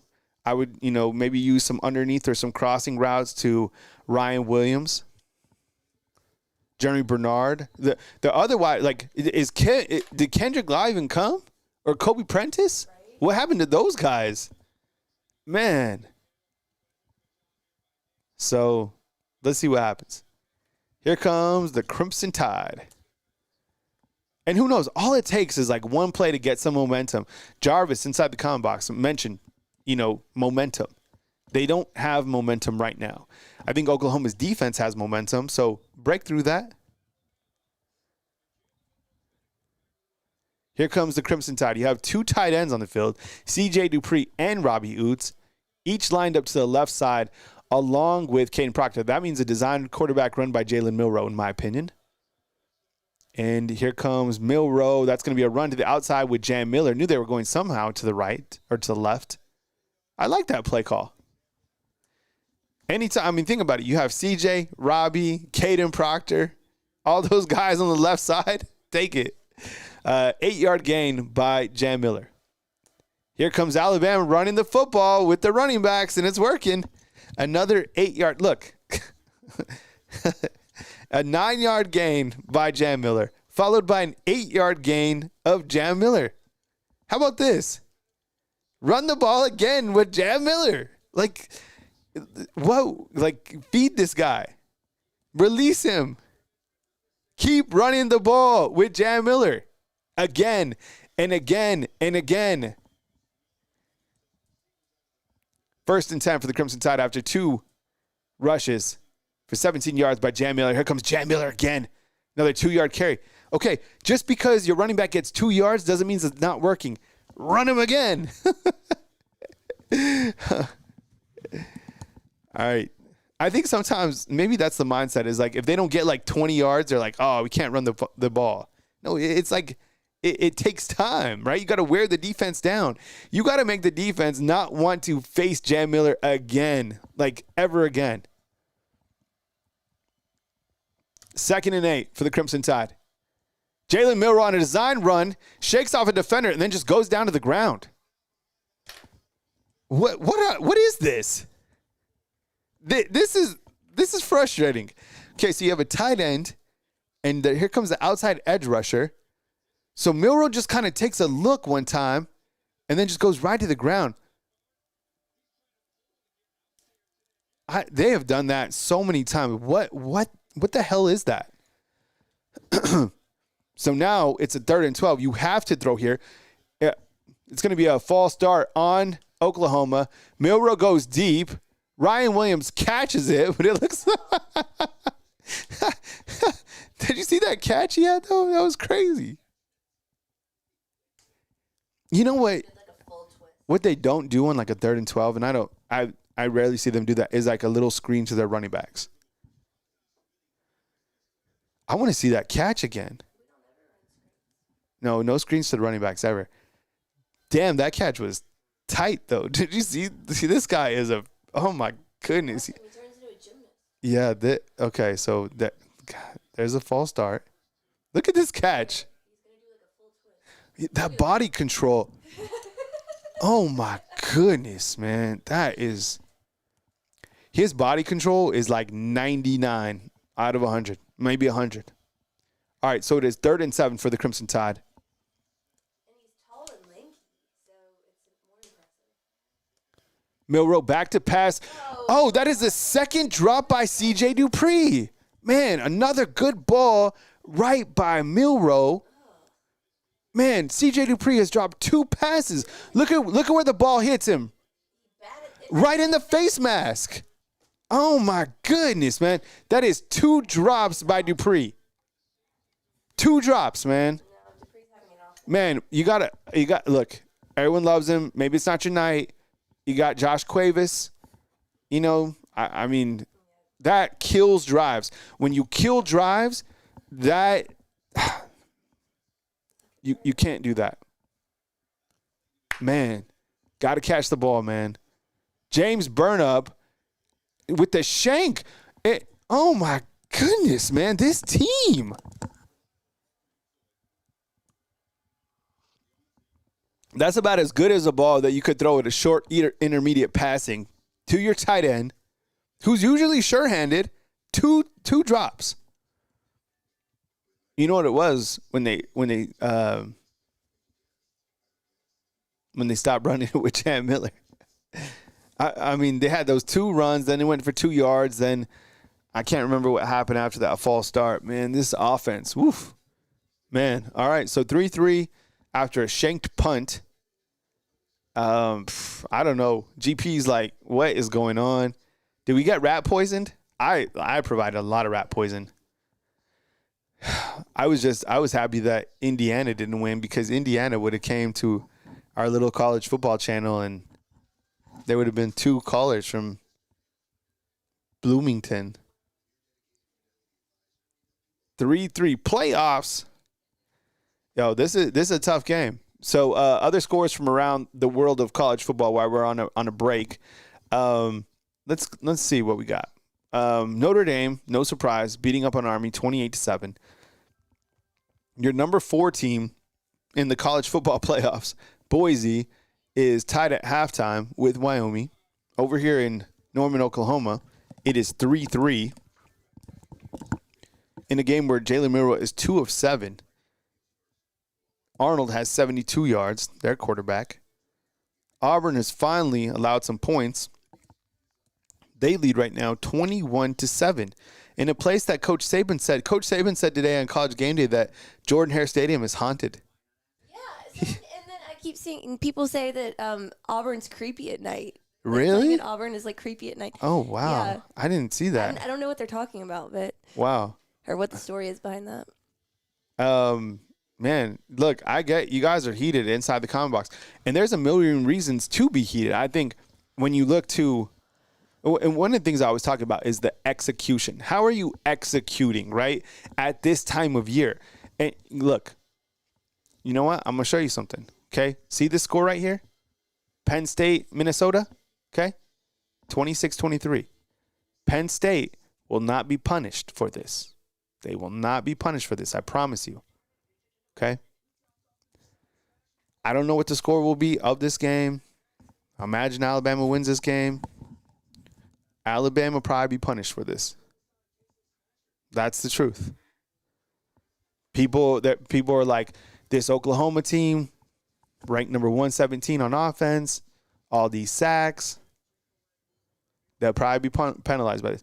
But sometimes as soon as we start talking like this, things come back, and all it takes is one big play. So who knows? Let's put into the air a Bray Hubbard pick 6, right? That would make us happy. Or we might have to, if you're of age, we might have to pour ourselves a little drink to kind of get through this third quarter. All right. And the drops, I've never seen the drops like I've seen before. There is a lot of drops in this game. All right, it is 3-3. Here comes Oklahoma's offense, which has been really doing whatever they want against Alabama. Keep an eye on me, fam. Like, are we seeing LT Overton and are we seeing Deontay Lawson? Jarvis in with the super chat. T, can you get that? Yeah, Jarvis is saying the theme today has been higher ranked team goes on the road, plays a lower ranked team, and the higher ranked team either struggles or loses. I was hoping Bama paid attention to that and we could avoid the upset bug. Jarvis, thanks for the super chat, man. I appreciate you. Here, 2nd and 7 for Oklahoma, and it's a run to the outside, and it looks like they are going to get close to the first down, maybe a 3rd and 2 coming up. Yeah, Jarvis, and that's the rat poison. And when you're going to the road in an SEC environment at night, place you haven't been, different temperature, different time, you start to read the clippings, you start to see the teams that have lost ahead of you. I don't know. I mean, it seems to definitely be a common theme. I mean, Penn State barely survived at Minnesota, 26-25. GP saying inside the comment box that Deontay Lawson is in the locker room. T, if you could get that right there to the right. So it is 2nd and 2, and Deontay Lawson looks to be done, at least, going before halftime. And it's a first down by Oklahoma. What about LT Overton? Is he in? So the 2 injuries, was he? I saw him come back in. So let's see what happens. They keep on going so quickly. I can't see. 1st and 10 for Oklahoma. They're just keeping on the ground. They have clearly felt that they can run against Alabama. A gain of 8 is going to be tackled by Damani Jackson. Is that another Alabama player down? I don't think so. Man, they are just running the ball. Let's see, they have ran the football 23 times already. Yeah, it does look lifeless out there. Womack looks lost. I didn't see that. Here comes the shovel pass. They finally stop a shovel pass. That was the first shovel pass that hasn't gone for 10 yards against Alabama. They are growing. Sel is saying, never understood why people thought this would be a blowout. I thought this would be. I was clearly wrong about this, at least up to this point in time. I just thought the way that this team had been playing, but look, Coach Saban has always said these teams have pride in performance. They want to derail Alabama, right? Back into the season. Rams Norris TV in with the super chat. We'll get to you in a second. Jackson Arnold with the fake sweep and then runs it right up the middle for a first down. T, you got the super chat. Rams and Roses is saying, is it me or is Oklahoma just playing keep away and chewing the clock? Yeah, 100%. I mean, I think that's been a recipe that is beating Alabama. Here's Kane Womack right here on the screen. You look to the time of possession. Oklahoma clearly winning in that area. But, yeah, time of possession. That's what they're doing. I mean, the recipe to beat Alabama is to keep them off the field and to run. I mean, they're doing whatever they want. Here they're taking a shot downfield, it looks like, or, quarterback's just going to run it for another 7 yards. Wow. They're just running and running and running and running. That is their 25th run of the game for 172 yards. They're going to run for 400 yards in this game. Crazy. There's Justin Jefferson in at linebacker for Deontay Lawson, who's injured. This is a frustrating game. Milroe looks frustrated on the sideline. 2nd and 4. Rams Norris, I appreciate the super chat, man. Thank you so much. Really appreciate it. 2nd and 4. This is a war. The one person that I think Sel inside the comment box said that, didn't think that this would be she couldn't believe how many people thought it would be a blowout. Bill Effin Murray called in and said that this exactly would happen because of this Walmart TV game in 2014, the Sugar Bowl. So here we stand. Oklahoma's moving the football. There is 2 minutes and 34 seconds up until halftime. I'm not going to lie. That Taco Bell little snack pack looks pretty good. So I don't know if we'll dip into the Taco Bell, but I'm just saying that doesn't look bad. Look, right now, they're doing Oklahoma's defense, who's ranked, by the way, 23rd in the country, has done a really good job stopping Jalen Milroe. Only 2 of 7 for 62 yards passing in this game. Okay. Jam Miller, 4 rushes for 22 yards. Justice Haynes, 2 for 12. And Milroe, 9 for -2. Oh, man. Kyle, we need a TD coming out of halftime. Yeah, and look, I've been critical on this team for their lack of halftime adjustments. But that was, that those things can change. But I don't think, from what I've seen overall, that they make very good halftime adjustments. Who knows? Maybe they do. This team is clearly like, how do you stop this quarterback? That's what you got to do. He's not going to throw. He's thrown 6 times. But I like that, Max. Max is saying this is a schizophrenic team. It's frustrating for sure. You got to ride it out. Cal Bass is saying this is a Super Bowl for Oklahoma. Exactly. And guess what? Next week will be against Auburn. It'll be the game for the millennium for Auburn. And Auburn is going to have momentum, because they're right now taking it to Texas A&M. If we look at some scores from around the world of college football, they're winning 21-7 at a stadium that is haunted. Games today, in case you missed it. Ohio State beat Pretendiana. Texas beat Kentucky. Penn State beat Minnesota 26-25. Miami beat Wake Forest 42-14. Florida beat Ole Miss by a score of 24-17. And you got to think, like I said this earlier, that I felt that with this victory by Florida, it knocks Ole Miss out. I don't know who's going to be in or out. This game. Shoot, Alabama loses one of these games, you got to think they're out. Georgia beat UMass, and they play Georgia Tech next week. And see, that's the thing about, depending on how, there's just so much football. Raise the Bar says, Kyle, our guys seem to eat that rat poison. Yeah, 100%. Look, it's tied. A lot of football left. We've seen things change. If you played sports before, you've dealt with games like this. Oklahoma literally had nothing to lose. They're at home. They had 2 weeks to prep for this. Brent Venables, good defensive coach. Roll Tide is saying, Kyle, it's almost as our coordinators came into this game with specific limited game plan. Yeah, I like that. I think you're right. Yeah, I mean, I don't see any creativity. There's another shovel pass. They are literally doing exactly what Vanderbilt did, almost to a T. And this quarterback is kind of like Diego Pavia, to be honest. This is it. You know what? You're playing Vanderbilt again. This is exactly it. You know, like when you get to the end of the movie, remember Sixth Sense? And you're like, oh, he's dead. This is exactly it. This is Vanderbilt. When they take off their helmets, this is going to be Diego Pavia again. Sounds like this is why I'm always pessimistic. Another run right up the middle for a first down. In Oklahoma, it's just moving the chains. Frustrating. There is 1:18 before halftime. They're just going to milk it to literally get into field goal position and try to take it in at 6-3, I would imagine. Remember, this field goal kicker has a longest of 56. Here's a pass from Arnold. No, he's going to run it. Dips down, doesn't want to make a bad decision. And he's going to be wrapped up. It's going to be 2nd down and 10 for Oklahoma.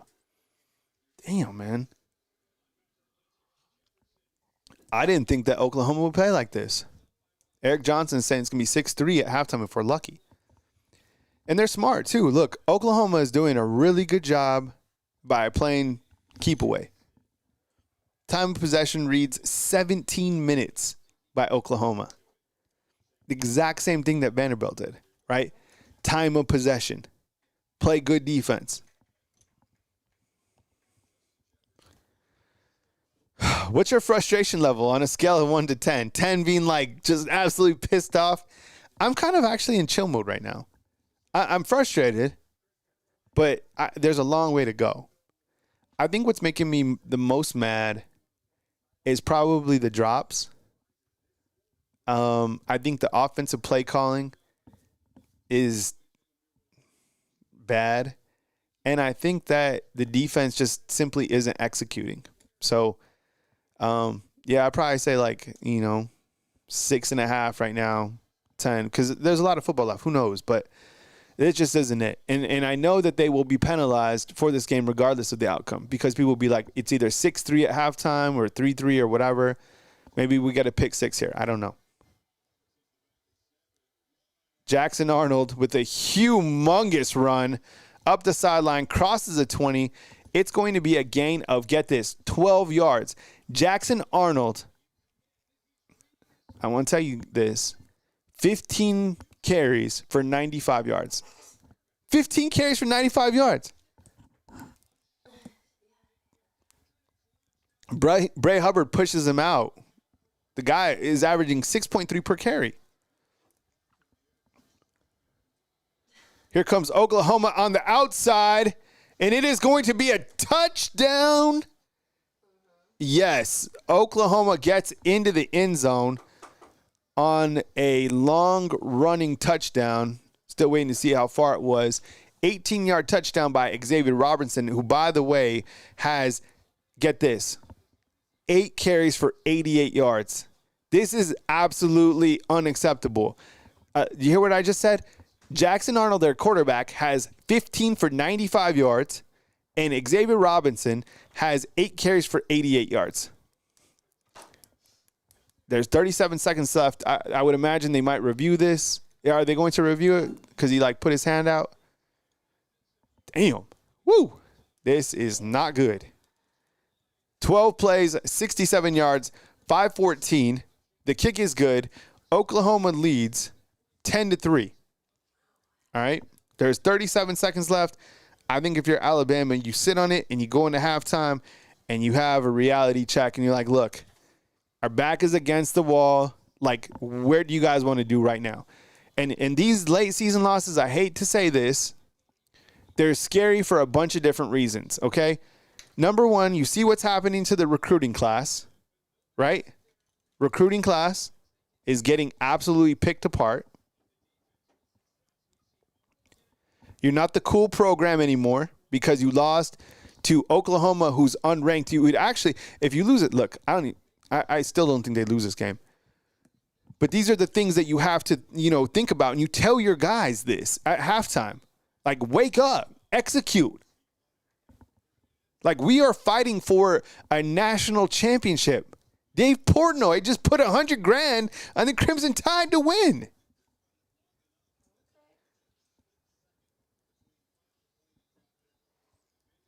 Rams in with another super chat. He's saying, I also think, in all honesty, they're doing this knowing we have a lot of hurt players out. Oklahoma has, I appreciate the super chat. First of all, Oklahoma has 3 times as many guys who are hurt. It's crazy. If you saw their injury report, man, they have so many guys that are out. I think only a few of them are probably key contributors. But Alabama, I just think they're getting outplayed. They're not executing. If Oklahoma was executing a little bit better, the score would right now be 14-3. Oh, Jeff, I really do care about the recruiting class because that is the first recruiting class under Coach Kalen DeBoer. Oklahoma right now is 5 of 7 passing for 37 yards. Milroe is 2 of 7. And I think, when you talk about recruiting, these guys are watching these games, right? And when you're reverse recruiting against Alabama, I think you're like, look, they can't even beat Oklahoma. Here goes Milroe. There's a penalty on the field. It looks like a 12-yard gain by Milroe, but it's going to be a holding call on Parker Brailsford. Sit on it, man. Get into the locker room. Sit on it. It was another run by Jalen Milroe. It's like, who can run the ball more, Jalen Milroe or Jackson Arnold? Get this. Jalen Milroe was running the football 9 times for -2. Jackson Arnold 15 times for 95. Their running back, 8 carries for 88. Justice Jam Miller, 4 for 22. Man, like, go into halftime, sit on this ball. 18 seconds left.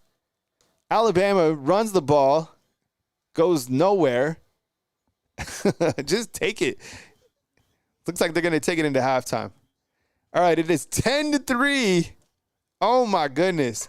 10-3 at the half. T, if you could write these stats in, I appreciate it. All right, let's look at the halftime stats real quick. These are going to blow your mind, okay? All right. I don't know. Yeah, you could. Yeah. Oh, please. Yes. All right, here we go. Looking at the halftime stats of this game, Alabama is trailing right now at this point in time, 10-3 at halftime. Oklahoma, they haven't had this much fun since 2014. Where were you in 2014? That was 10 years ago, T. 10 years ago. All right.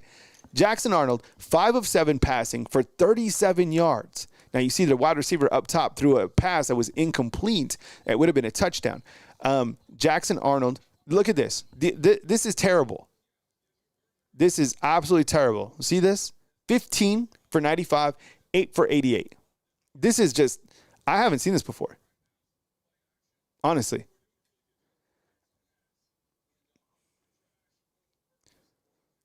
For Alabama on the offensive side, look at this. Oklahoma's defense is playing fantastic, and Alabama's offensive play calling has been terrible as well. Brett Venables is beating Coach Kalen DeBoer right now, up and down the field. 2 of 7, Milroe, 62 yards. Jam, 5 for 25. I mean, you see it. Look, this is probably going to make you really mad, but we have to look at the stats. Okay? It's part of it. Look at this. This Oklahoma team is outplaying Kalen DeBoer. What will Coach Kalen DeBoer tell his team to get these guys back on track? Because this is gut check time. This is it. Like, there is no tomorrow. There is no tomorrow. Okay? 242 to 97. 62 to 37. Look at this. 205 to 35. There is no tomorrow. Alabama, look at the first downs. My goodness, 4 to 13. Here we go. Once again, Vanderbilt football, 37 to 23. They're cooking from that same recipe book. Time of possession, 17:42. Yuck. All right, let's get out of this game. All right, let's look at some scores from around the world of college football games that took place earlier today. This is the halftime show. It is 10-3. Alabama is trailing Oklahoma by a touchdown at the half. BYU loses to Arizona State, 28-23. Arizona State had to rush the field not once but twice. They gave BYU 1 second to throw. They completed the pass, and the fans stormed the field again. BYU second loss on the year. Colorado goes down. Lose to Kansas at Arrowhead Stadium, 37-21. Shadori Sanders, 266 yards. Travis Hunter, 8 for 25, 2 touchdowns. Clemson beat up on the Citadel, 51-14. South Carolina, one of the hottest teams in college football right now, 56-12 over Wofford. And Missouri, 39-20. All right. Illinois beat Rutgers by a score of 38-31. And currently, at the barn, a place that is now haunted, according to Coach Saban, Auburn beating Texas A&M by a score of 21-7. And Iowa State now back in the Big 12 race, 17-13. Ohio State beat Indiana, and Texas beat Kentucky. Last score we'll go over is Notre Dame up on Army, 35-7 at the halftime break. This game has been very frustrating for a variety of reasons. I think overall, when you look to Alabama versus Oklahoma, there was so much going into this game that's at stake for the Alabama Crimson Tide. You win these 2 games, you're playing for an SEC title. You win these 2 games, you're a lock in the college football playoffs. This team has not played well on the road. Outside of the LSU game and outside, I guess, of Wisconsin, this team has had trouble playing on the road. Coach Kalen DeBoer, think about this. Right now, he hasn't played well on the road. He hasn't had his team prepared to play on the road, right? Brett Venables had 2 weeks to prepare for Kalen DeBoer. And right now they lead 10-7 because they are doing the same exact thing that Vanderbilt did, which is play time of possession, limit mistakes. It should be really 14-3. Oklahoma's defense is dominating Alabama's offense. Let me hear from you inside the comment box.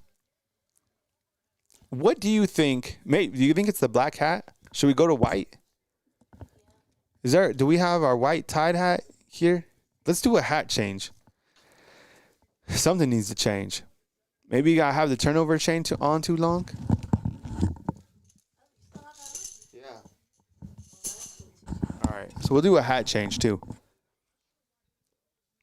Let me ask you, let's get some dialogue going real quick. Case in with the super chat. Sorry I missed it, man. We got some comments flying, but let me go up and read your super chat. Kane Womack, isn't it, man? This is pitiful. Really hope we can rally. Please stop forcing Miller to run. Why do you feel that Jalen Milroe is almost like they're forcing everything through Milroe?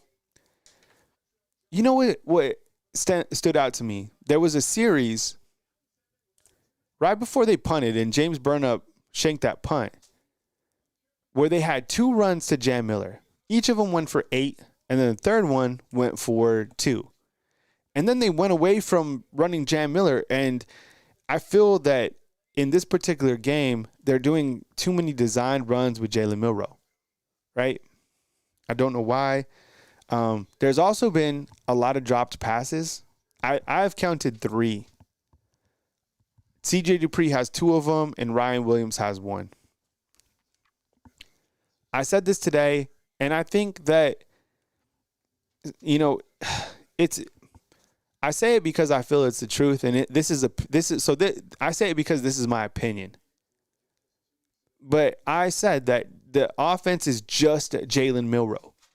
And if I was playing Alabama, I would just focus 100% on stopping Jalen Milroe's running ability. And I would make him hit us on some big hits, which he can.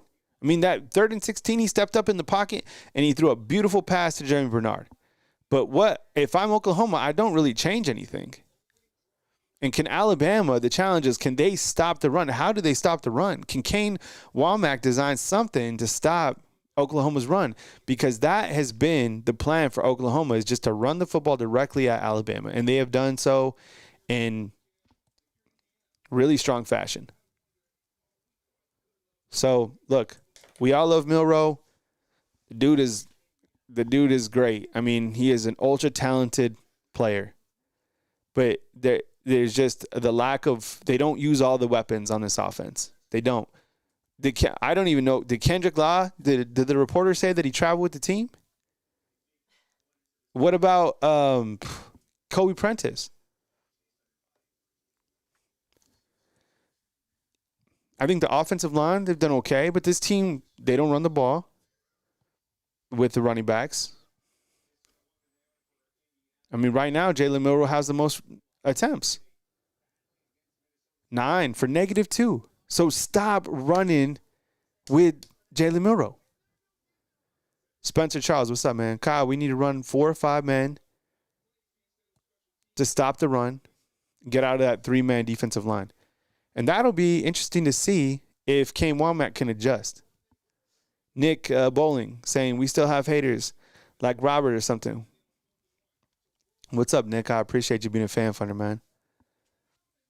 If you played sports and you've seen games, you know that things can change in an instant after halftime.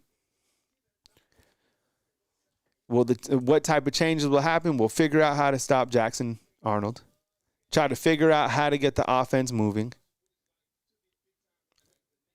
Figure out in that, to me, that means like get creative using other weapons. Other weapons to me are Ryan Williams in some creative ways, like a jet sweep.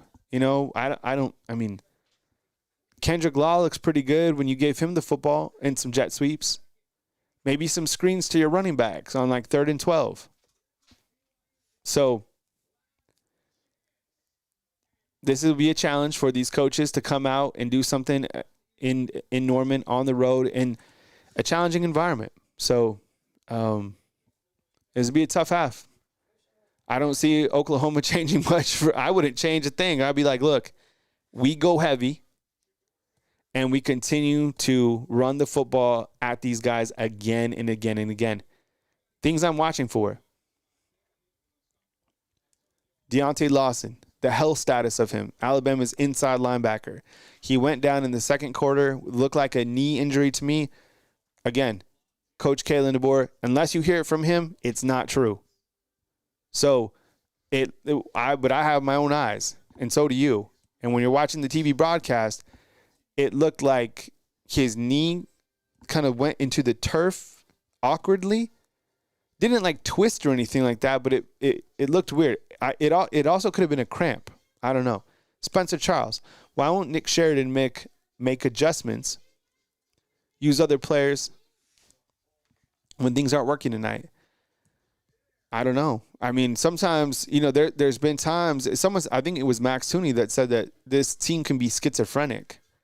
I think that's a great word usage for this team because sometimes, who knows, that they could come out and be a buzzsaw in this third quarter and run away with the game 42-10. We had another super chat from Jeff Merriman. Oh, can we read that out? Yeah, Jeff says our players are overrated. The coaching staff is FCS material, and NIL and transfer portal has ruined college football. Bama football of the past is over.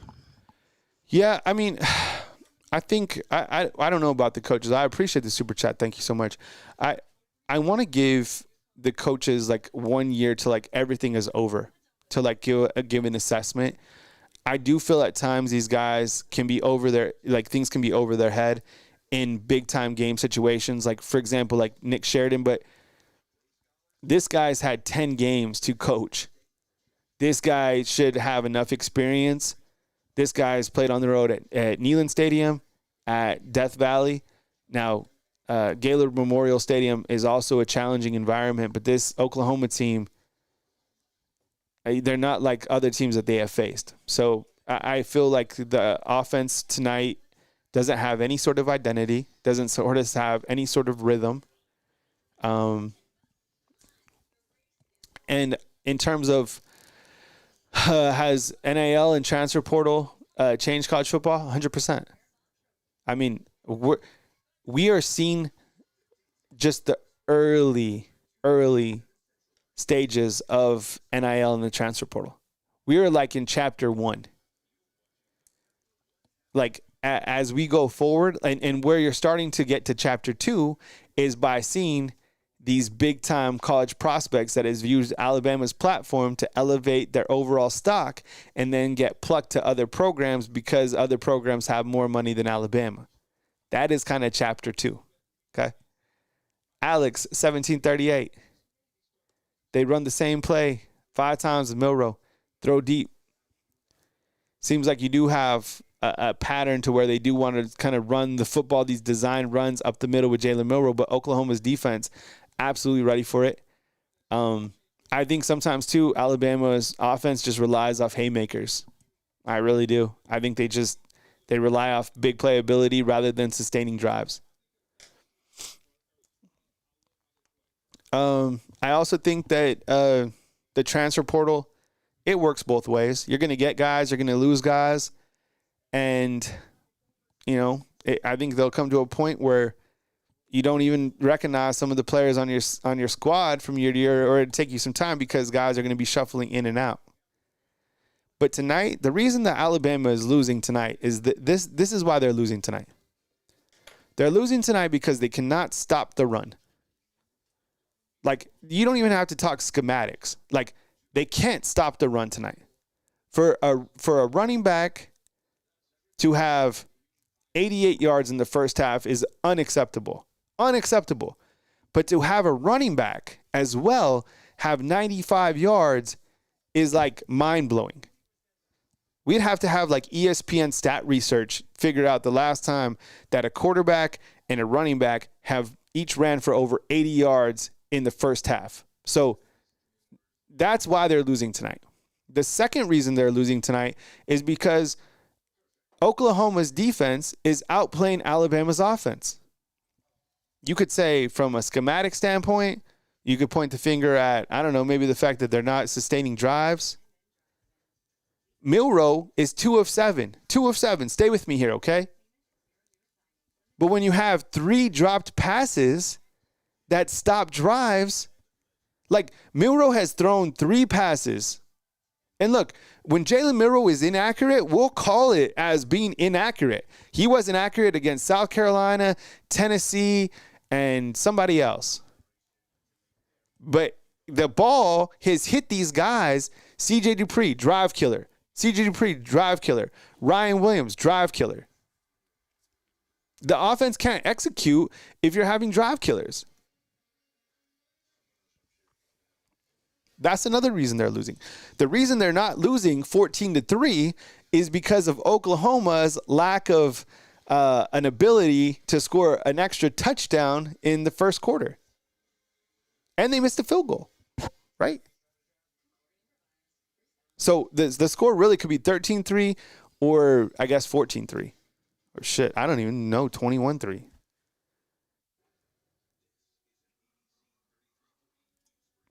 So that's why they're losing. Those are the reasons that they're losing. How do you undo this? How do you win this game? Well, you need a big play now. You need someone on, you need a fumble. You need to sustain a drive. You need to just get a little bit of momentum back. Is the game over? No. The game is not over. Is it frustrating? Hell yeah, it's frustrating. Sustain a drive. Get the running backs going. Maybe a big run by Milroe. I mean, you saw Ryan Williams just has to touch the football for 2 seconds, and he can do something that you haven't even thought of before. That play that he had in the first quarter that took away the touchdown when he stepped out of bounds, that was wild. So it's they got to be able to sustain a drive. They can't, they can't come out and try to force something through big haymakers. Like settle in. Hey, Byron, there's no mods erasing messages. Truth be told, we don't even have a moderator. I'm doing my best, but I haven't erased any messages. Oh, you haven't? I haven't. Yeah. So T looks at the message board, but no, like the way I see it, unless it is something like absolute, and I don't even look at the message boards unless it's like somebody like talking directly to me. But honestly, like, dude, I'm 41 years old, bro. I could give 2 shits about the comments, dude. Like, that'd be like me trying to control the internet. I am not going to do that. So I just try to stay in my lane and treat people with respect. And unless you're being like racist. Yeah. Outright terrible. For sure. Yeah. If you're racist, we ban your ass. If you say something completely derogatory, we'll delete it. But yeah, you have to be pretty shitty person to get banned on here. So don't do it. Because we don't tolerate any of that stuff. But other than that, you can have your own opinion. Yeah. I mean, it's the internet. So, so we'll see what happens, man. I mean, I don't know. I mean, it's 10-3. That was probably as frustrating as a half that we've had. I don't think that we can discount the play of Oklahoma either. I think that, shoot, man. You know, it's so crazy. But like Nick Saban, he tells us all this stuff. He tells us exactly what is going to happen. He was like, the most dangerous team that you can play is a team that has lost 2 and 3 games because that team still has pride in performance. This team, Alabama is playing this team on senior night. This team is playing Alabama, the biggest brand in college football. Brett Venables, he seems like a pretty, I like Brett Venables. I don't know why, but I seem to have respect for him. He seems to be like a quality guy. He doesn't seem to be like a turd. He's coaching his kids. So, Coach Kalen DeBoer, I'm sure he's been in this situation before. This is an opportunity to be able to dig these guys out. And if I'm the coach, I'm like, look, okay, obviously that wasn't the half that we wanted, but we have 2 quarters left to play and 2 quarters that are going to decide the direction of the remainder of our season. This game isn't going to define us, but this game is certainly going to provide the directional path of where we're going. One direction is not in the playoffs. The other one is chasing a national championship game. Listen to us. We have a plan to stop the run. We're going to hit on some big plays, and let's go out there and bury them. I don't know. I mean, it's going to come down to execution. You know what? The players, they seem a little deflated on the sidelines. They look a little sad, and you can't be like that. I mean, we've seen this year enough teams be losing at halftime that come back with a vengeance. One of the guys, honestly, that I think about came back and played like absolute baller was Carson Beck. Out of all guys we're talking about, right? Remember Carson Beck? That was the worst half in the history of college football. And he came out and he balled.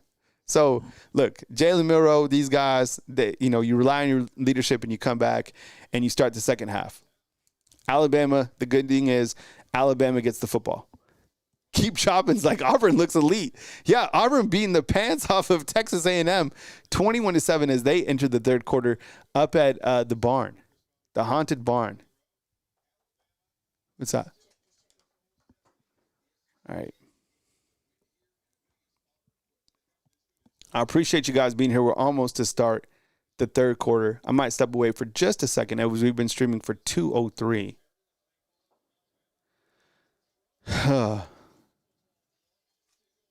And Oklahoma is the way more physical team. Yeah, you know what? Oklahoma is a physical team. Okay, we're going to show the super chat leaderboard real quick. So if you haven't super chatted, basically I'm supported by people like you, which I really appreciate. So the people that have super chatted, I really appreciate it. Thank you so much. If you want to become a fan funder of the show, there's a link. T will put the link inside the description box. I'm going to show the people that have super chatted tonight right now. Thank you guys. You guys all make this show possible. Honestly, as the third quarter starts, Adam Lampello with the 25 spot, Jarvis at the 20, Rams and Roses in with 15. This is a nice little run to start the third quarter by Jan Miller. Case in with 10, Jeff Merriman in with 10, DK in with 5, and Spencer Charles in with 5. Thank you so much to everybody that is donated tonight. on Bama Football on YouTube. Appreciate you guys. As we start the third quarter, here comes the Alabama Crimson Tide. It's a nice little run and then a nice connection with Jalen Milroe, and that looks to be a connection to number 6, Kobe Prentice. Man, I even forgot Kobe Prentice's number because we don't even see him that much. Connor Hurth, I know, and Kobe's my guy, man. Kobe looked good running the ball right there, too. That is a screen. It's going to be intercepted. What was Jalen Milroe doing right there? Oh, my goodness, man. What the hell? Oh, my goodness. Oh. Craig in with the super chat, man. Just as he said, let's stay positive. Oh, my goodness. And Connor with some birthday wishes in a super chat. Oh, man. Damn it. That was not it.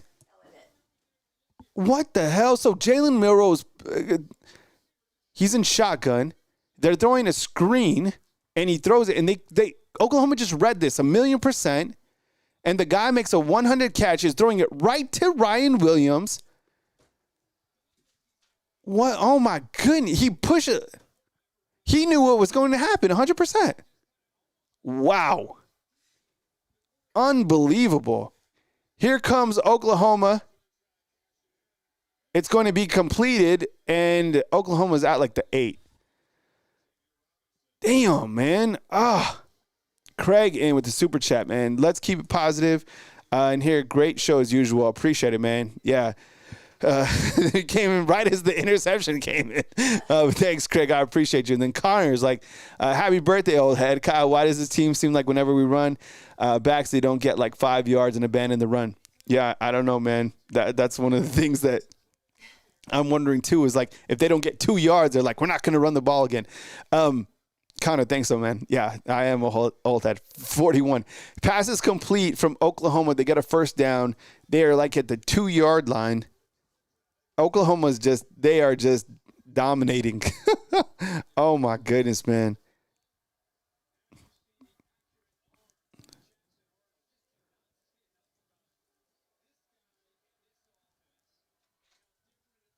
First and goal for Oklahoma.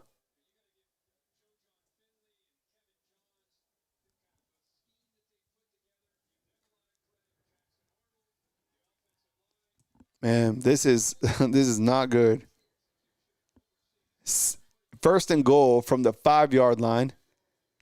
Little run by Jackson Arnold is going to get stuffed at like the 2. Why were they throwing that screen? What was that? Oh, man. I didn't understand that at all. Looks like a touchdown by Oklahoma. Looks like they're going to look at it. He might be down at like the 1. Maybe he didn't get in. Man. Yeah, this isn't good. What do you guys do? What do you guys do differently on the offensive side? I know what you guys are going to say. Robert has it, like, hit the nail on the head. What did he say? He said, keep it simple. Yeah. High standards. Yeah, I mean the screen. I don't know if that was necessarily necessary. Here's Oklahoma at the 1. It's a little pitch out, and Oklahoma is into the end zone. 17-3, Oklahoma. 17-3, Oklahoma. And, you know, I think, look,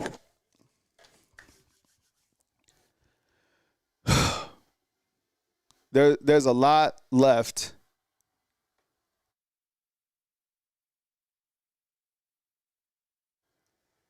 While there is a lot of football left to play,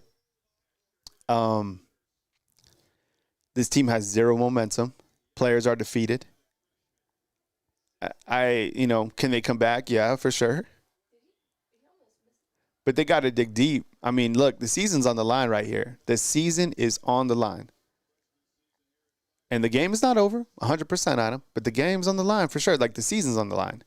So, see if you can move forward from that little interception that you had. I just didn't understand that play. Some of the plays that they've ran are just like I don't understand it. We've gone easy. Who is this game more on? The offense or the defense? Seriously. Or is it just how about this, T? Will you post a poll?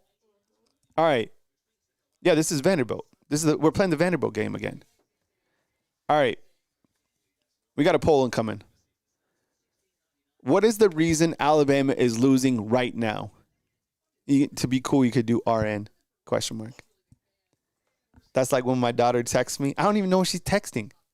I literally have to tell. Autocorrects it. I have to ask her. I'm like, text me in like normal, like, She's 11. I'm like, what? Okay, what is the reason Alabama is losing right now? Go ahead and sound off in the comment box. I'm going to list some options. Okay, number one, poor offensive play calling.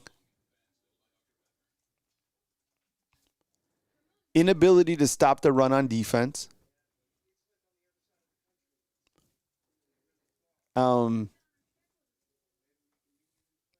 Oklahoma is just kicking our ass. And number three, rat poison. Alabama players and coaches were rat poisoned. Are those good? What do you guys think? All right. Look, it's tough. Prep for next year. Horrible play calling, coaching. You know what's going to be crazy is if there's a long way for this game to be over. If you guys, and the reason I say this, if you guys watch me stream this NCAA football game, I was almost trailing in every single game, and I came back and was throwing Hail Marys like I'd never seen before. And I still made it to the Natty. Poor offensive, all of the above. What do the early votes say? Poor offensive play calling. I would probably say. And then Oklahoma's just kicking. They are. This team's good. This team, you know what? This team, Oklahoma is playing like a playoff team. They want it. They want this game. You know what? I think the Alabama. The rat poison looks enticing to me. I rat poisoned. All I did all week was rat poisoned.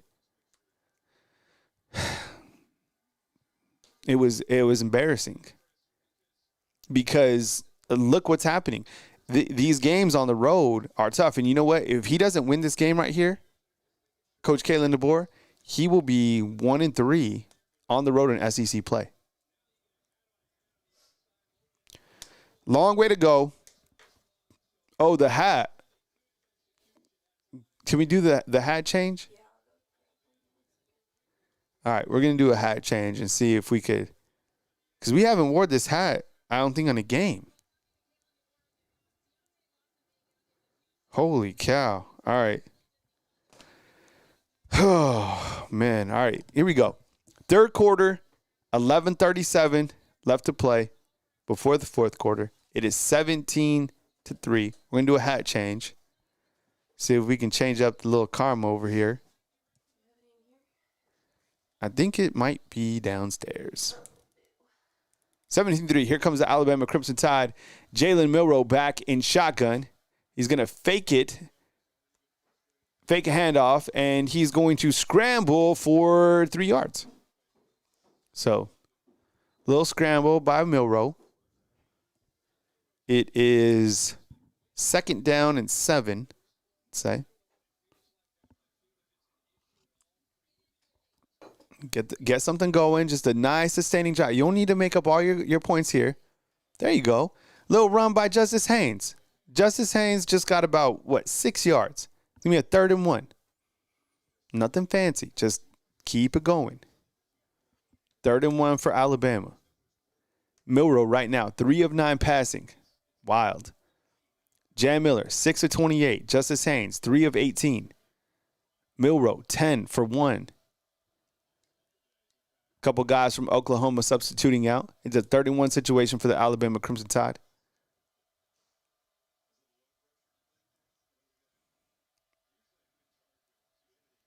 Little handoff that is going to go for a first down. No, yo, Parcell, what's up, man? I appreciate you being here. Yeah, oh yeah, dude. When Milroe is held accountable, for sure, 100%. That interception right there was clearly on him. That's a play call. That's why I said like poor offensive play calling.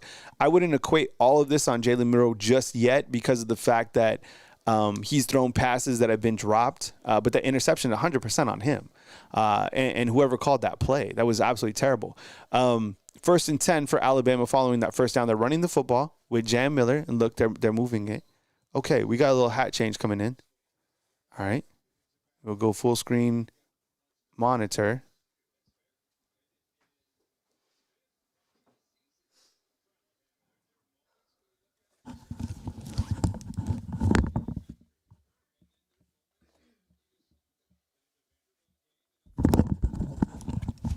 Okay, we did a hat change. It is 2nd and 5. All right. I like the way that this hat looks better anyways. All right. It's another handoff to look, now they're running the football. Like this team is crazy. When they're losing, they start to run with their running backs. Nice little 4-yard carry for Jam Miller. He has 9 for 39.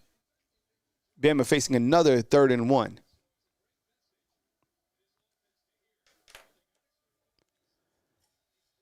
That was a terrible interception, though. 100%. I mean, especially coming out of halftime when you're trying to get some momentum. No, 100%. 3rd and 1 for Alabama in shotgun. They're going to, I would imagine they got it. It's going to be spotted. I never understand. This is one of the things. When Alabama's in 3rd and 1 or like 4th and 1 from like outside the end zone, they got the first down. They always go shotgun. They never, ever go under center. We got another super chat in from Rams and Roses. T, do you want to read that out? Yeah. He says they're playing like they have nothing to lose, and that's dangerous. That's what Oklahoma has nothing to lose. And yeah. 100%. Hang on. Yeah, good point out. I like that. You know, Oklahoma's playing like a team that still wants to be there. Oklahoma's playing like a team. It's going to be a slip up by Milroe. Oklahoma's playing like a team that still wants to make the playoffs. Seriously, they are. All right, 2nd down for the Crimson Tide. It's going to be a 2nd and it says 11 on my screen. I guess that was a loss of 1. Milroe back to pass. Throws it coming, intercepted again. Oh my goodness. Jalen Milroe misses the tackle, and it's a pick 6. They're cooked. Unbelievable. Crazy. Oklahoma is just reading Jalen Milroe. That's on Milroe. You want Milroe? Now would be the time. Honestly, now would be the time to go to another quarterback. Right now. Right now. He is looking. He just one-directional Milroe. Right now. That is crazy. That was unacceptable. That's on Jalen Milroe. 100%. Kalen DeBoer, what are you going to do? Kalen, what are you going to do, man? Seriously, the season is on the line right now. Man. Jalen Milroe has just thrown a pick 6, his 2nd interception in another drive, 49 yards for a touchdown, 24-3. There's 12 teams that can make the playoffs. Right now, Alabama on the verge. If they lose this game, they're not making the playoffs. What are you going to do, Coach Kalen DeBoer? Man, he was looking right at him. Crazy. Look at his eyes. What? Oh, my. Throwing it to Robbie Oots? And then he just misses. He just whiffs on that tackle. What the hell? How did he whiff on that? Oh, man. Yikes. That's it, man. Yeah. And once it goes into your head and you can't get out of it, you're cooked. That's it. Man. What you guys think? Honestly, all right? You think it's time for Ty Simpson? Hit the thumbs up. If you think it's time for Ty Simpson to get it, because something has to change with the offense. There is no tomorrow. Something has to change. So either you ride with Milroe and it's as far as you can go, or you try something different right now. There has to be something, because you lose this, the season, you are not making the playoffs. and you are not the cool school anymore, like you're starting to see you're losing recruits. I'm telling you, like, this is bad. Man, this is not good. Wow. Unbelievable. I think you have to, man, at this point.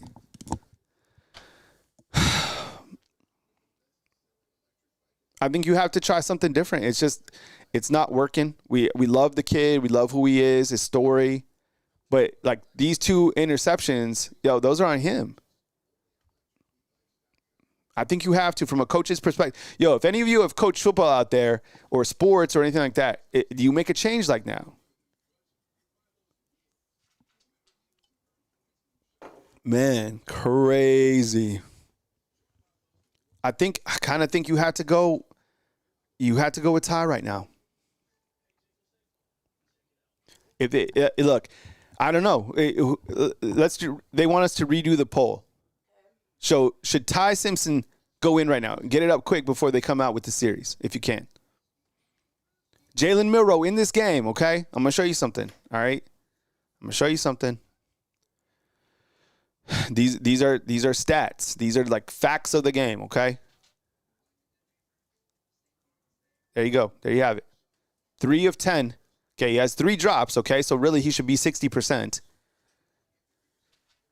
2 interceptions.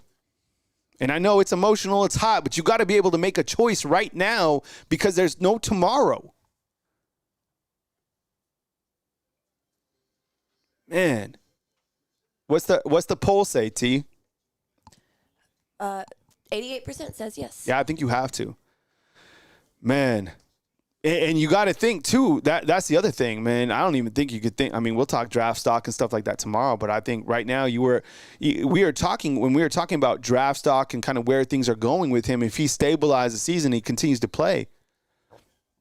Look, they're calling out what Milroe is going to play. They set back in zone. They changed the inside linebacker, changed the play. They knew exactly what Milroe was going to do, and they picked 6. That was crazy. I don't think that they're going to go with the change. I really don't. Let's see. I don't think that Coach Kalen DeBoer will do it. Man. The Roman Circus says, I'll take Mike Norvell at this point. Oh, that's rough. I don't know. I don't know, man. I don't know if you take Mike Norvell. Oh, man. This is not good. 24-3 on the road in the third quarter. Oh, this is tough. Let's see what happens. He's looking at his play sheet. Coach Kalen DeBoer, I would assume, is calling the plays now. Milroe's still in at quarterback. It's his team. Milroe back to pass. Dumps it out to Jam Miller, who gets and you know what? I'd be curious to see what he says, because he will be asked why if you thought about putting Ty in, but he won't. This is a 6-yard gain, 24-3. Milroe back in shotgun. It's going to be a handoff to Jam Miller. Dang, this is a nice run right there. For 7 yards. 7:30 in the third quarter. I mean, it's wild, man. Maybe I have no idea, but he will not play Ty Simpson. He won't. That's why sometimes you don't even talk about it, because it's like so far-fetched that it's like not going to happen. He will catch flack for this, I promise you. Milroe, shotgun. Jam Miller, backfield. Milroe, back to pass. Here comes pressure. 5 guys from Oklahoma chasing him. Throws it out of bounds. Jeremy Bernard has 1 reception. Ryan Williams has 1 reception. Kobe Prentice has 1. Jam Miller has 1. What's Kalen DeBoer's approval? You know what? What's his approval rating now? After this, he's got a long hole to dig out of. A lot of football left though. 24-3. You got to make some changes. You got to do something. You need a big play with a home run, something. It is 2nd and 10. Handoff to Jam Miller. Goes absolutely nowhere. In fact, it's a loss. Oh, man. Whew. Man. 24-3. And you know what? A lot of people will always, you know what they'll point to? Well, it's only Kalen DeBoer's first year. I don't buy stuff like that because I look at the roster that you have. Like when Saban got here, you don't have a roster like this. So, but this sucks. 24-3 on the road. You're playing. There's no tomorrow. You're not in the playoffs if you lose this game. Milroe back to pass. It's going to be batted down, and it's going to be 4th and 12 for the Crimson Tide. Oh, man. Sets his feet, throws it to Bernard. They're saying he got away with the pass interference. I don't know. 4th and 12 for the Crimson Tide. Jarvison, that's what I'm scared of, is that you're not the cool school anymore. That other schools have like caught up with you, and that's like for recruiting and stuff like that. Man, that's when it gets scary. What a punt. Jalen Mbakwe, go get it, young man. Oh yeah. What a punt. Damn, that was nice. 24-3. What does the poll say, T? We have 259. What? So the question. Should Ty Simpson go in right now? Should Ty Simpson go in right now? And 87% say yes. Yeah. Look, I mean, we're obviously, none of us are college football coaches. We don't know all the parameters. I don't know, like, why you wouldn't do something different to maybe try to just jumpstart the offense a little bit. Who's to say he can't even come back in? I don't know. I think Steve Sarkisian did that earlier this year. Was he put in his Arch Manning, and he pulled Quinn, put in Arch, and then put Quinn back in. Kind of just, jumpstart it a little bit. But you know what? I am by no means a football expert, but Ty has been here for a long time, and no coach has put him in. Yeah, that's true. So what does that say? Like, yeah, maybe it means that, yeah. Burrow? I think that's worth thinking about for sure. And I think at times when Ty has come in, we've been excited to see what he can do. They haven't let him throw the football a lot. He did against Mercer. But you could argue maybe the better quarterback right now to run this offense, and this might be another hot take, it might be Austin Mack. Maybe it's Austin Mack. I have no idea, but he just doesn't have any type of experience. Didn't he get a touchdown too? He threw a touchdown to Rico Scott against Mercer. He was in for like 5 seconds. So, look, I mean, this is where things stand right now. 24-3. This is a critical series for this game. Oklahoma somehow puts something together and puts points on the board. I don't know. Mike G's like, don't throw him to the wolves. Yeah. I mean, I thought if there was any time that he was going to put Ty Simpson in, he's not. But I don't know. Wild. It's amazing to see. Bama Jeff's like, Kyle, stop. Austin isn't ready yet.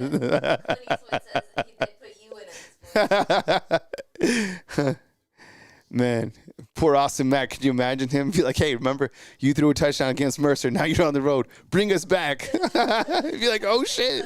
Yeah, be like, okay. Man. Robert, what's up, man? GP, I see you. Man, this is obviously... Try. Okay, I have some. Post an emoji. Post an emoji that represents this game. Post an emoji about this game. Kyle for QB. Man, shoot. I didn't think that we would be at this point against Oklahoma. And you know what's crazy is they probably do the whole toilet paper thing tonight on, oh, shoot. Auburn and Texas A&M tied 21-all. So Texas A&M has put together 14 points in the third quarter. The game is tied. Reed in at quarterback, 217 yards passing and 2 touchdowns. So that is something we're watching elsewhere.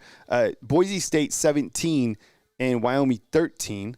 Notre Dame all over Army, 42-7. So those are some of the games that we are tracking right now.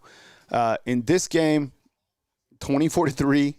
Literally, Oklahoma is at the 1 yard line, not to score, their own 1 yard line after a beautiful punt by James Burnup and a beautiful play by Jalen Mbakwe.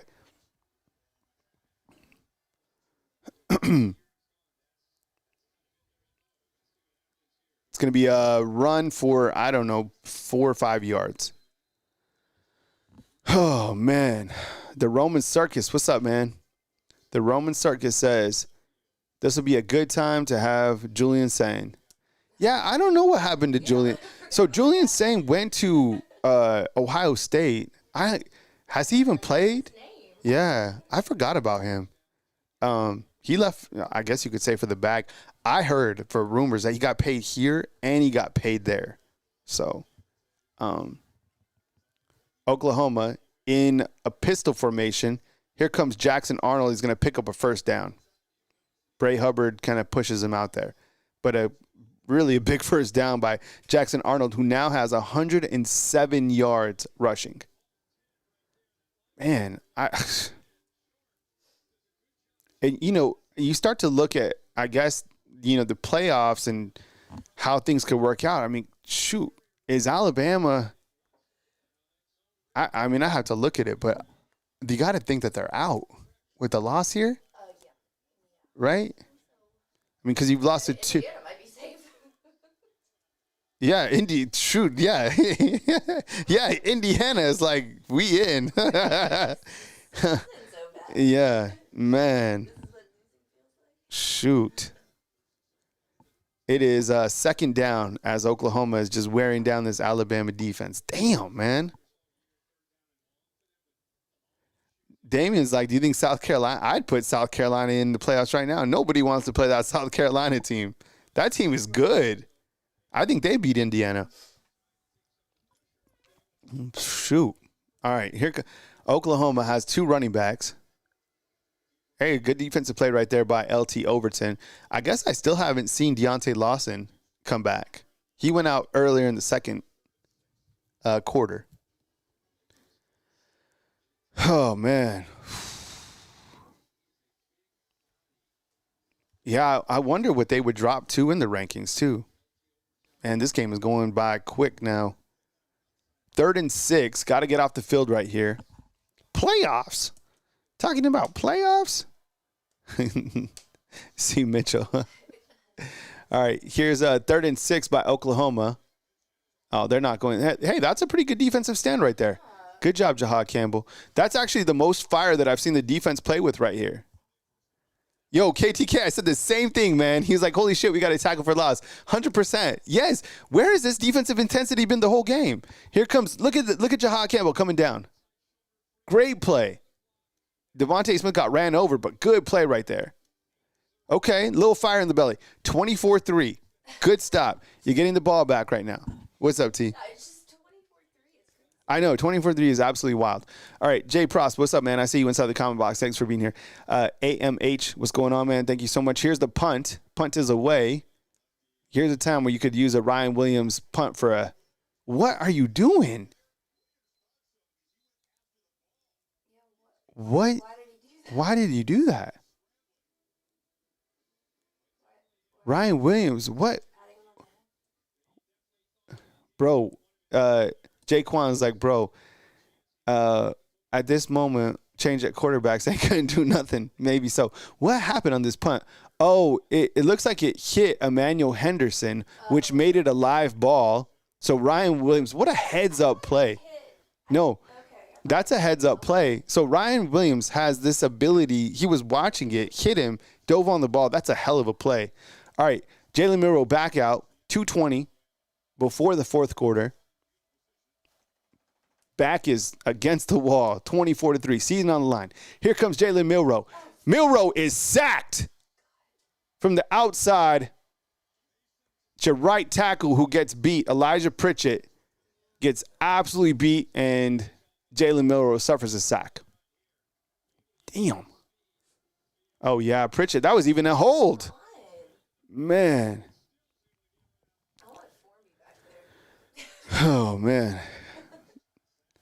2nd and 15. Unbelievable. Calling Ryan Williams to the opposite side. I would imagine that means they're throwing to Ryan Williams. 2nd and 15. Milroe back to pass. Going for Ryan Williams for a gain of 7. Man. 3rd and 8.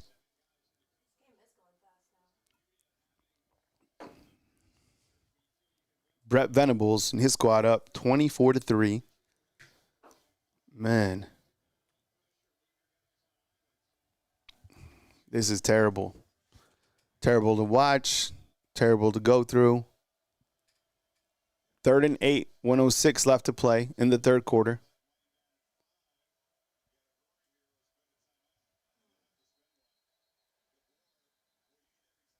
It is going to be a timeout taken, I think, by Alabama. Weird timeout usage right there.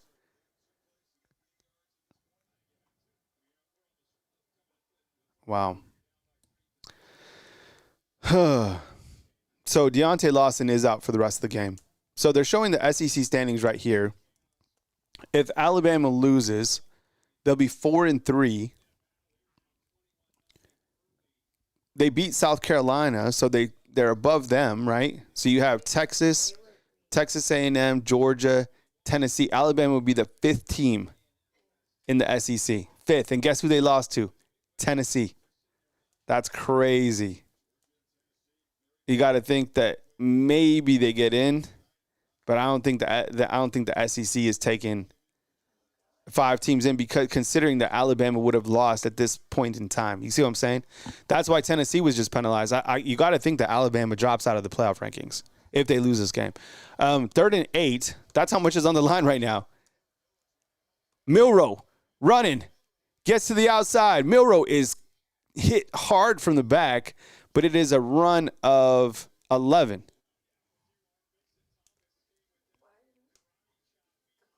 All right, you could take that poll down. Obviously, Ty Simpson is not going to play. All right. It is, and you got to think now, I would imagine, you know what? You got to think about this too. While Jalen Milroe, a lot of this now is on Milroe, clearly. Here's a reverse pass. This team is going to the trickery box.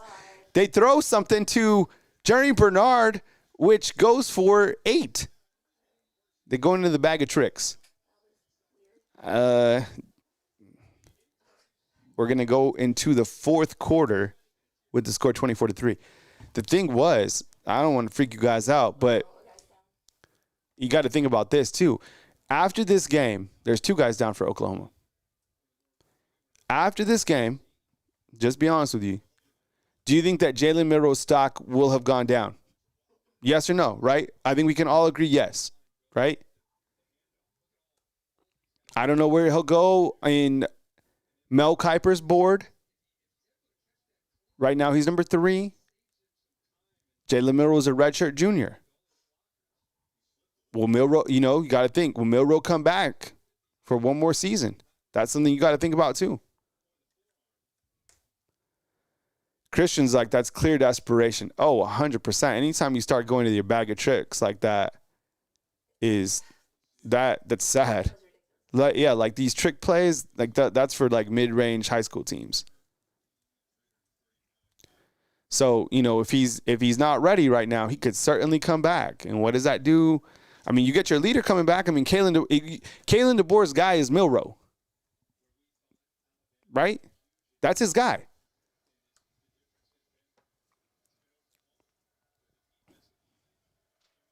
So it is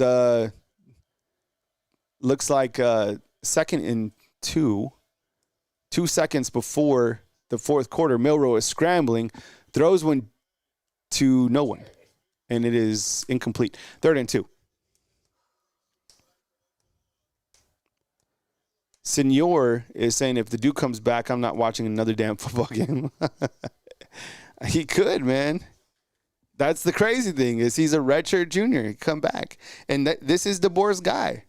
DeBoer's guy is Milroe. You know, and I think it was one of the most challenging things for Coach Saban during his career was to make a quarterback change, right? Because he loved Jalen Hurts. But for the betterment of the team, he had to go with Tua Tagovailoa. And I think, you know what, if you sat down with Coach Saban, I think one of the most difficult coaching moments that he had throughout his coaching career would probably be when he had to bench Jalen Hurts for Tua. Because, you know, you look at these players as individuals and who they are as people. Jalen Hurts, quality dude. Like, outstanding. Same thing with Tua. But your job as a coach is to win football games as well as develop the players. And winning the games is the most important thing that you have to do.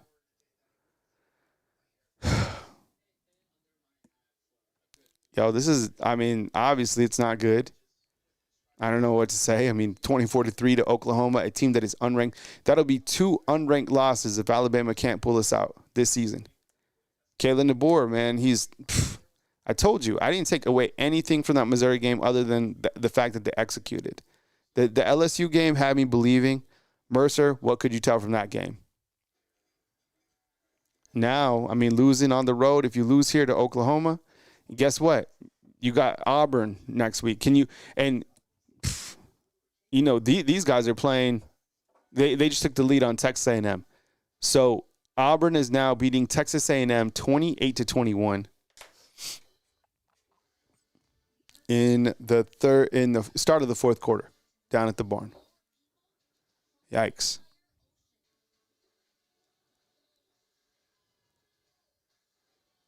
I have a text coming in and was like from my buddy. He's like, turn on the game, and now I'm watching Law and Order reruns. I don't know, man. This is pretty much worst case scenario. What wouldn't be as bad, I guess. Losing is losing, but if you lose like on a last second crazy field goal or something like that, I don't know. But getting beat 24-3 or going into the fourth quarter, this is not good. And I wonder what Coach Kalen DeBoer's message will be. You think after the game, do you think that he'll show like any sort of like fire or emotion and just be like, everything will be okay? Everything's right on track. It's our first year. The guys are good. Jalen Milroe played exceptional. And, we're going to continue. I have all the faith and support in my guys. Don't you wish one time Coach Kalen DeBoer would be like, we sucked. That was terrible. We got our ass kicked. You know who said that? Is Luke Fickell. Kalen DeBoer won't say that. He'll be like, oh, everything's okay. Don't worry. You got to look forward to the next game against the Iron Bowl and still have a lot to play for. And don't worry. Like, everything's okay. Oh, we didn't think about going with another quarterback at all. Just wait. Narcio, what's up, man? Appreciate you being here. I think people go too easy on Coach Kalen DeBoer, to be honest, but that's just my take. I've tried to talk about him, but people are like, no, it's just his first season. He don't have a lot of weapons to work with, so that's why I don't say anything. 3rd and 2, they try to design quarterback run. They get absolutely nowhere. Jarvis in with the 5 spot. T, you want to take it? Yeah, Jarvis says Auburn won't be favored over us next week, but after how we looked and they looked this week, that betting line is going to be very interesting. Hell yeah. I think it'll be like what? 6.5, 7.5? Yeah. Man. When is the last time? Can someone look this up? When is the last time? I don't even know how you would do this. When is the last time that Alabama was beat in the same season by 2 unranked teams? 4th and 3 for the Alabama Crimson Tide. Jalen Milroe back to pass. Here comes the pressure. Milroe going deep for Ryan Williams. And it's a touchdown. It is a touchdown. Oh, my goodness. On 4th and 3 to Ryan Williams.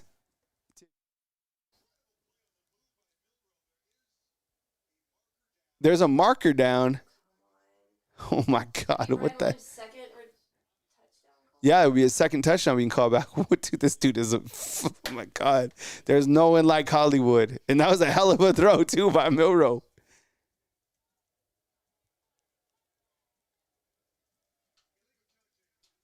Oh, illegal touching.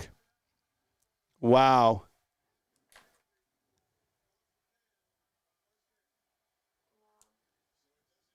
That was a 36-yard touchdown. Illegal touching.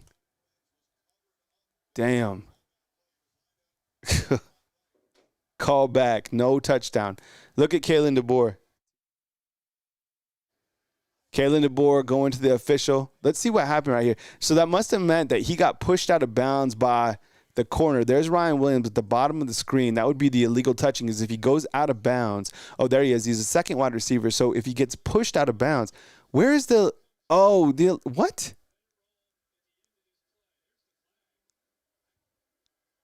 I don't – what the hell was that?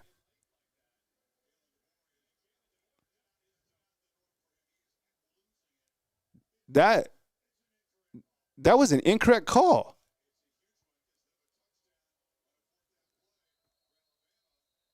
Yo, they just messed up a call like 100%. No, they got to fix this. This was a touchdown.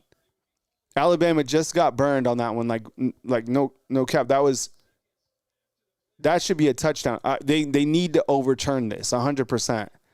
So what they're saying is that Ryan Williams must have stepped out of bounds, but he didn't. I mean, look right here.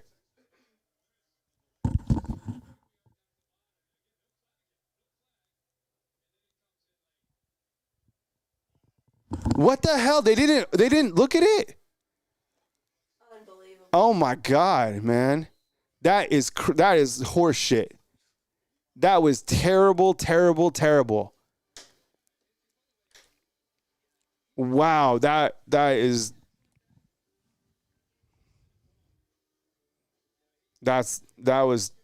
terrible.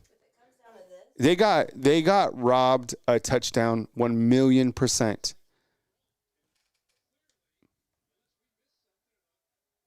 Right? That was honestly, like, sometimes penalties are like this way. No, like that. So Uncle Monk is like, that was not reviewable. Thank you. That is crazy, man. They just got Oklahoma gets another first down. That's it. Unbelievable. That was crazy. Yanni, but I don't know, man. Sometimes you get a late touchdown like that, right? Tweets John, what's up, man? Amber Nicole, man, that was a rob for sure. Not reviewable. That was so crazy. Oh, man. Ryan Williams has 2 touchdowns. The first one, he stepped out of bounds. That one, that was like, what a terrible call. I don't even know what to say. Coach Kalen DeBoer was pissed about that one after the game, I promise you. And he has every right to be. Oklahoma over here moving the football down the chains. Damn, man. What a throw. What a catch. That was seriously terrible. Lisa, we see you inside the comment box. Christian, what's up, man? Yeah, thanks, Uncle Monk. We appreciate you, man. Wow. 2nd and 5 for Oklahoma. There is this stat thing is messed up on my side. Man, that was 12:45 left. And that was a 4th and 3. That was a nice throw by Milroe to Ryan Williams.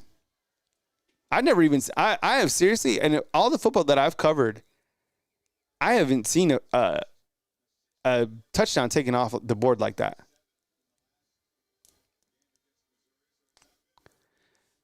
I get it. It's not like that was the game-winning touchdown or anything like that, but still, I mean, that puts points on the board. That creates momentum for your team. Who knows? Maybe they come out, they get an intercept. Who knows? We'll never know. I mean, that would have only made it 24-10. You're still down by 2 scores, right? Darian said that he thinks Ryan Williams is going to transfer. Oh, man. Whew. Wild. All right. 3rd and 2 for Oklahoma. Here comes a running quarterback.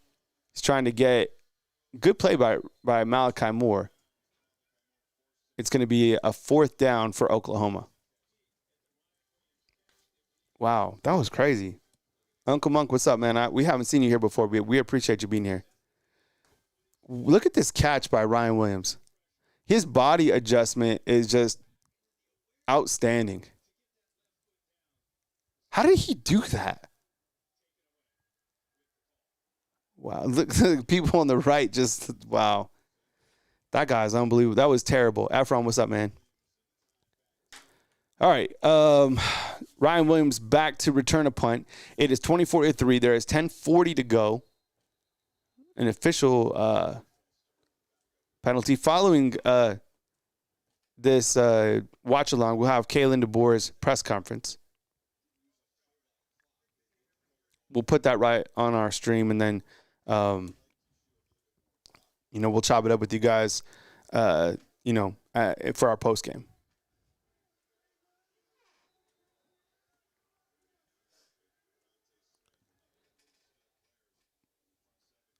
Oklahoma set to punt. Ryan Williams back to receive.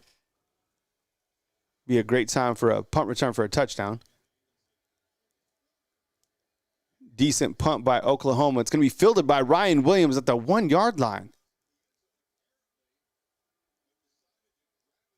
Wow, he grabbed the ball at the 1. Man, why did he get the ball right there? So the ball's in the air, it punts, it's spinning, it's going to stop it's going to go into the end zone. Ryan Williams catches it at the 1, and then he's tackled. So I don't know why he touched the ball right there. Oh, man, he's a freshman.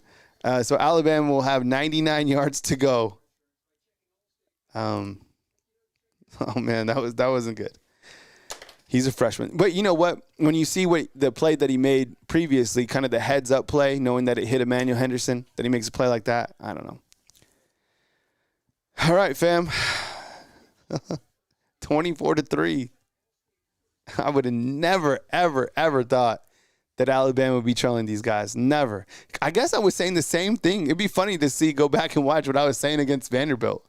Because I was so confident going into that game against Vanderbilt. And I was so confident going into this game. I guess they were too. Overly.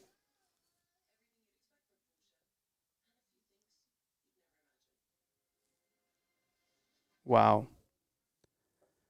Crazy. Well, I mean, I think you can understand that, this isn't good. I don't know, what will happen the rest of the way with Alabama being now 5th in the SEC. You got to think their chances of making the playoffs really, really low. Dave Portnoy just lost $100,000. I think he'll be fine, I would imagine. Oh, man. What would you ask Coach Kalen DeBoer in the postgame? What would be your question? Seriously, like if you were a legit reporter, someone type something out in the postgame.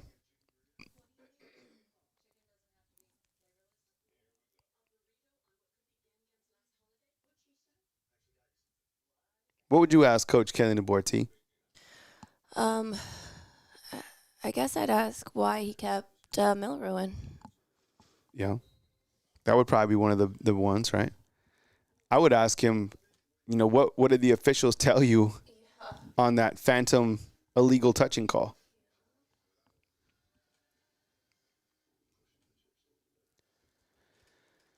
Oh, man. So let's read a couple of these out. Carter Productions is like, why did you not bench Milrow? Why would you not start calling plays earlier? Did you think about benching Milrow? It's probably one of them. Getting DeBoer bad call. Milrow needs to go. Are you a Democrat? Playing like Auburn will beat us next. Playing like this Auburn will beat us next week. Are we benching Milrow? Why is your team unable to perform on the road? Ooh, I love that question. This team has struggled on the road. Now losing 3 SEC games. What is the preparation? What goes into that, right? I like that question. Good call. Why didn't Dirtbag's like, why didn't you punch the official? Right? Oh man, what? Oh, Michael's saying what has happened to Kobe Prentice and Kendrick Law? Man, all right. So here comes Alabama from the 1 yard line, their own 1 yard line. They got 99 yards to go.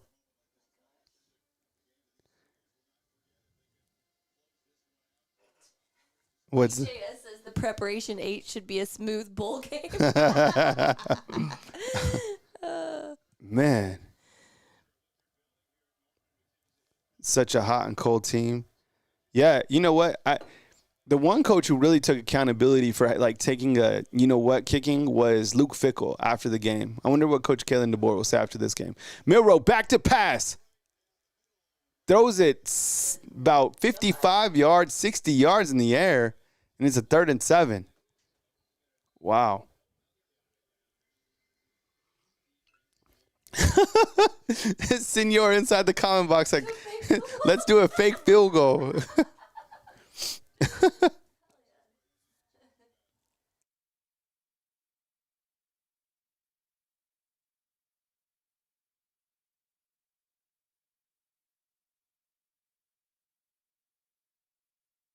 Sorry, fam. I just all of a sudden just sneezed out of out of nowhere. Who sneezes in the fall? Is this the fall? We're still in the fall.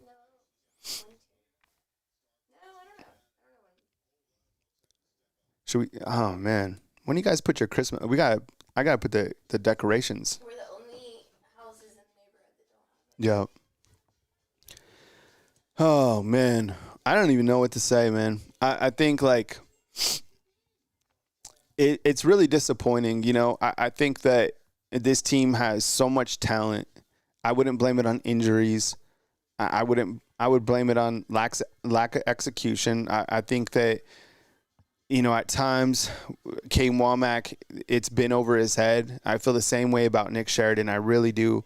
I knew that Robert wants to buy me a beer. 100%, man. I want you to buy me a beer. Joe Jones in with the super chat. I said it last week. I'll say it again. Milroe needs another year. I think that Milroe could definitely come back. I don't know if he will. I've said 100% he's leaving. But think about this. When I think about Nick Sheridan, this guy was the tight ends coach at Washington. Making a jump from the Pac-12 as a tight ends coach to the SEC offensive coordinator is an incredible climb. Now, I think at times, to be honest, I felt he's a little bit arrogant. Seriously. I think he kind of comes off that way. Maybe that's just his personality. But at times, I think the offense has done well. But I think at times, it's really over his head. I think that Kane Womack, we've seen, you know, signs of his defense coming around. And Kalen DeBoer, I mean, look, this is a tough job to come out to take over. The SEC's crazy. I mean, look what happened to Lane Kiffin today, right?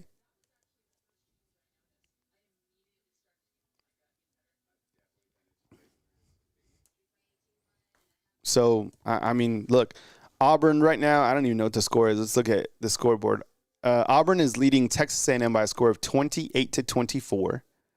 Notre Dame is all over Army, as expected, 49-14.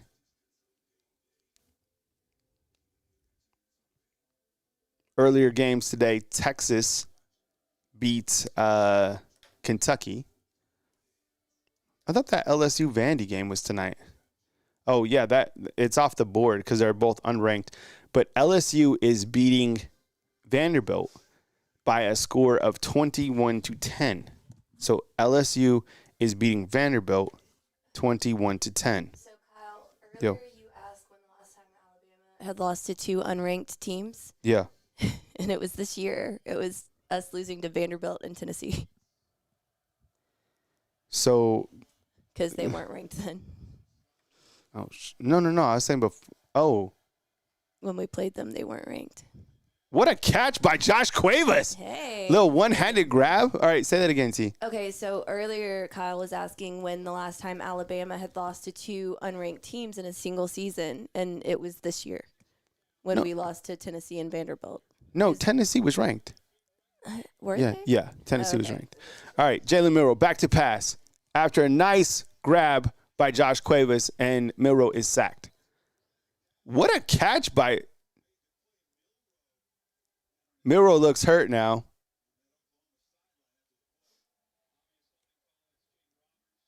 Milroe's down. T.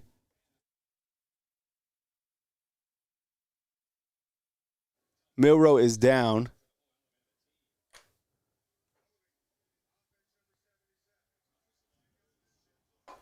It's going to be a holding call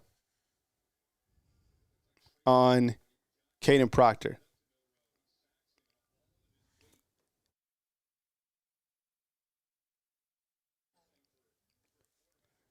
All right, so Jalen Milroe has been tackled on the sideline of Oklahoma after running. There's the penalty flag. Number 30 is going to fall on Milroe. Looks like he fell on his right side, right? Upper body. Oh, he looks fine. That's the thing about Milroe is that's the only time that I have ever seen him even he's 100% fine. That guy he's built different. Here comes Ty Simpson in. This is what we wanted. Here we go. Here comes Ty. Ty Simpson into the game. 6'2", 215, sophomore. 24-10. He comes out with 9-11. Ty Simpson, he's got to come in for at least one play. Here comes Ryan Williams. Jeremy Bernard. Here's Ty Simpson.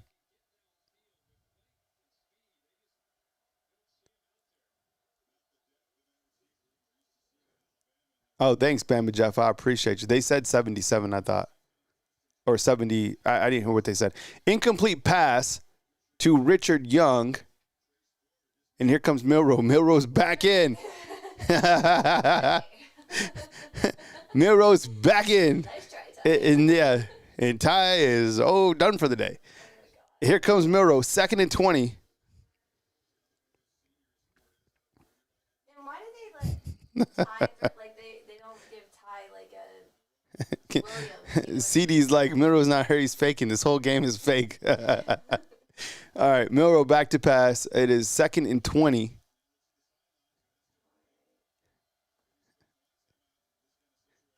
Looks like Richard Young's in at running back.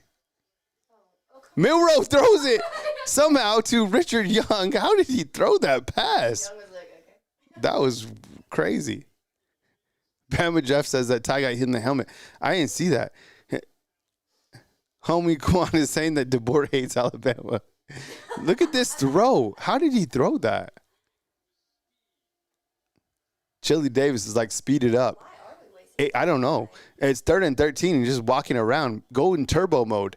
It is 8:20 left. Here's Milroe. Back to pass. Steps in the pocket. Finds Jeremy Bernard. Right. First down. Go, go, go, go, go, go. Yeah, come on.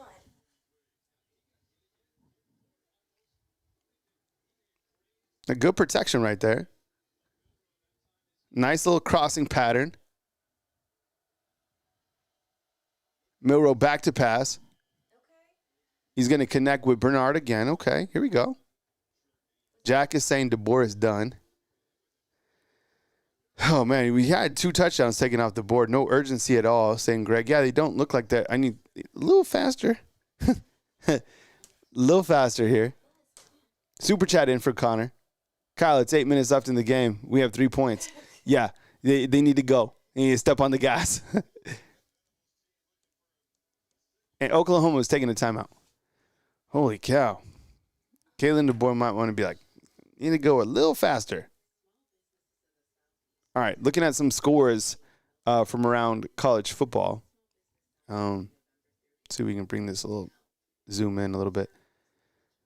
Out on the barn, you have Auburn on top of Texas A&M with 9:56. There's a lot of time left in that game. Auburn on top. Now, Texas A&M outscored Auburn in the second half of that game 17-7. Utah is beating Iowa State. The Big 12's wild. Notre Dame beats Army 49-14 to move to 10-1 on the season. All right, T, my new question for the comment box. All right, we're on commercial break. If you're out there, do you think that Jalen Milroe will return for next season? Yeah, if we could get a poll. Bryant Boykin is asking inside the comment box. So, Kyle, here's a question for you, sir.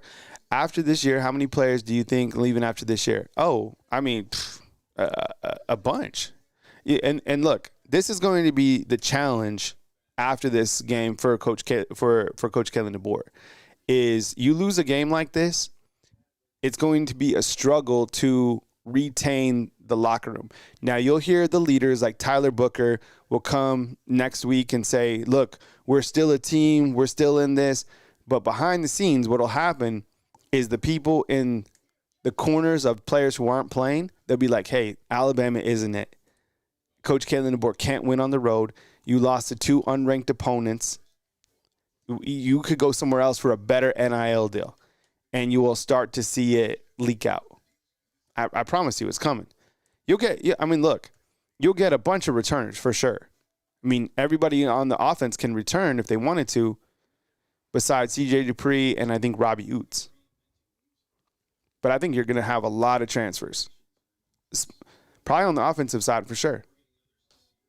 Defensive side, I haven't really thought about it, but I think the offensive side, I mean, look, what Kendrick Law, he don't even play.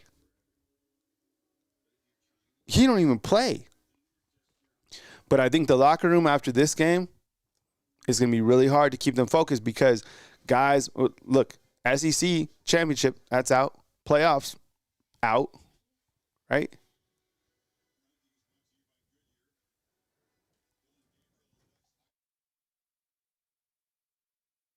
So I think that's exactly what to watch for.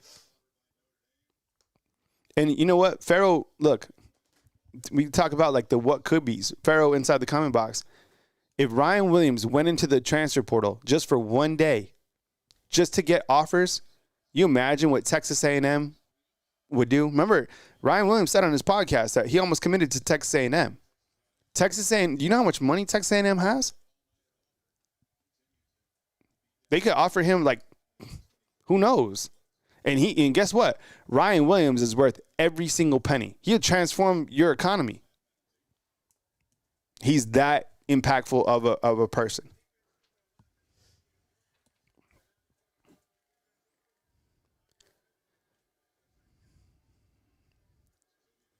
Robert is saying that USC and UCLA is on at 10:30 p.m. Holy cow. Pac-12 after dark or Big Ten after dark. No thanks. 7 minutes. This game, now we're like stuck in the vortex of this game. Jalen Milroe back to pass. Dumps it out to Josh Cuevas. He's good. Josh Cuevas looks good with the football team. We got a super chat in from Case. You want to read it out?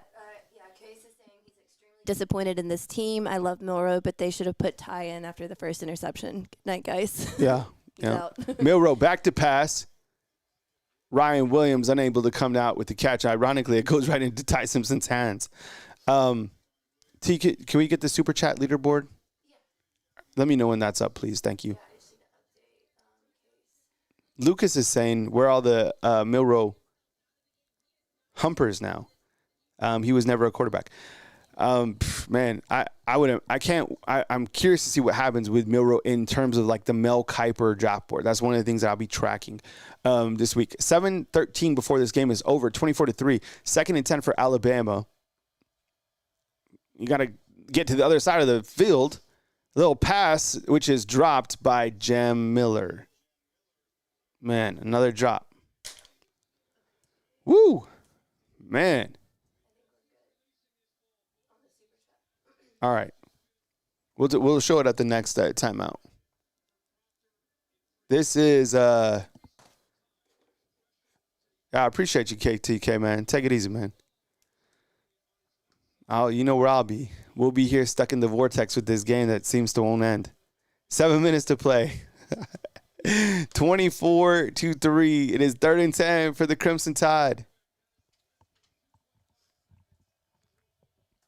Milroe back to pass. 3rd and 10.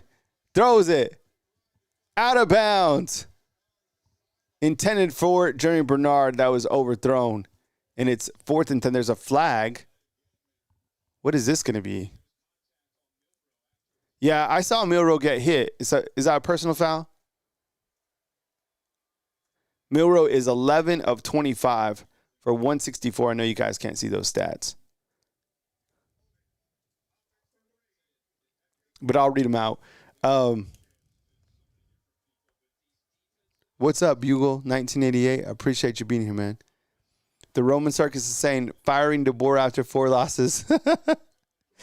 Chuck is saying don't like the running clock. Man, terrible. But you get it's 4th and 10. See what can happen right here. Oh my goodness. Dana King's asking about free concessions for the Birmingham Bowl. Milroe back to pass. 4th and 10. Another penalty. It's a timeout taken by Coach Kalen DeBoer. How will this end? You know, we've been stuck in 7 minutes for an eternity. Better than just the clock bleeding. Where do you think that Alabama? Okay, here's another. What does the poll say, T, with the 212 that have voted? So, 68% thinks that he will not return. I'm sorry, say that again. 68% think he will not return. Okay, yeah, I'll go in that group too. I'll say that he's gone. That's on Jalen Mill leaving. We're coming out of a timeout real quick, but I wanted to show we're supported by you guys. So actually, we'll probably stick on here. 7:02. Here comes Alabama. Coach Kalen DeBoer took a timeout. They only have 1 timeout remaining. 4th and 10. Let's see what we got here. Backs against the wall. Man, Big Chevy's like, it's over. Let's see what happens. Milroe back to pass. The ball flies up in the air. He is tagged. It's intercepted again. Oh, my goodness. That's another interception. The player for Oklahoma is down. Milroe is hit. The ball flies in the air. Wow. Intercepted by Oklahoma. Pass pressure got to Milroe. Hits Milroe. The ball flies straight up in the air. Guy makes an interception. The guy on the field is injured. Looks like he was clutching his back. Hopefully he's okay. And it was on Pritchett. Yeah, I mean, how much of this is on Pritchett? A lot. He is awful. Man, Milroe tried to make a throw. Pritchett just got beat. Look at that. Hands to the face. Milroe gets tagged. And is that not a... Man, the offensive line is also terrible, too. Right side is not it. Man. Wow.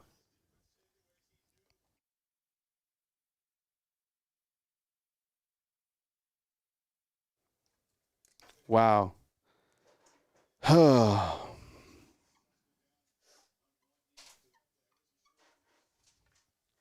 How much on this is on Kalen DeBoer? He's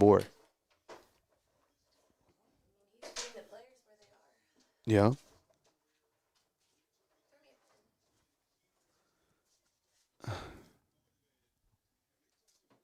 Nice catch. Yeah, it did look like targeting too. Hands to the face. Like, that's what I was... But I mean, what are you going to do when the right tackle, you know?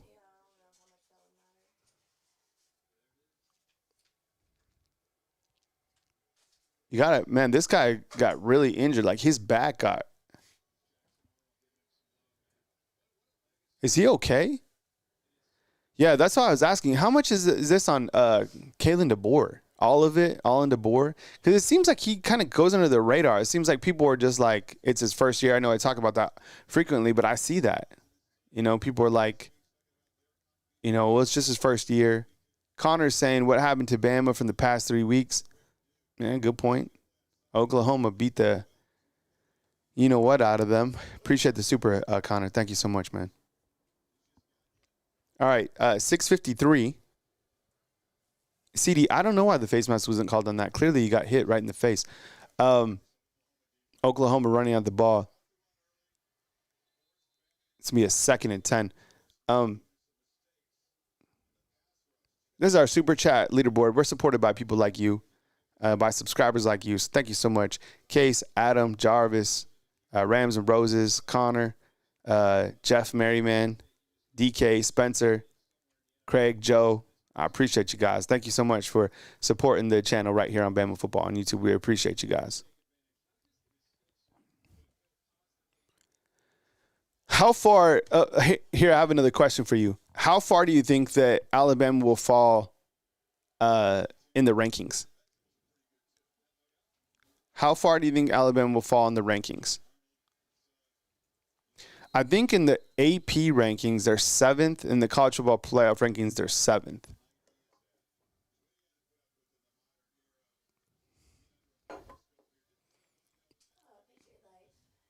Patriot Life, what's up, man? Patriot Life's been a fan funder for 10 months. He's an ultimate fan funder. Man, Patriot Life, holy cow. You've been on, this is the 17, 10, 15, 10, holy cow. 17th or 18th. Oh, whoa. Craig's like 5 or 6 spots, yeah. Damn, 30, CD's like 30th. Clint's like, I don't give a F about the rankings. Here comes Jackson Arnold, still running. Oh, my goodness. This guy just ripped off. How far was that run? Oh, my goodness. 18 yards. 121 yards rushing by this quarterback tonight off 22 carries. Look, I think Auburn's going to run the football as well next week. Man,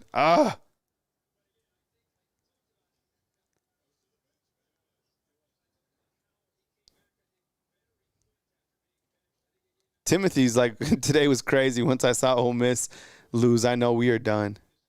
Man. But that's, I mean, a lot of other teams, there weren't a lot of upsets. Yeah, this was there's been upsets every single weekend. You got to just, okay, let me ask you this, okay? Now, I know the easy answer might be just yes because they lost right now. But are you like 100% confident that with this loss, Alabama's out of the playoffs? I mean, I haven't even looked at it. I saw that they put up a graphic that they're number 5 in the SEC. But we'll put up a poll. Do you think that Alabama's out with a loss right here?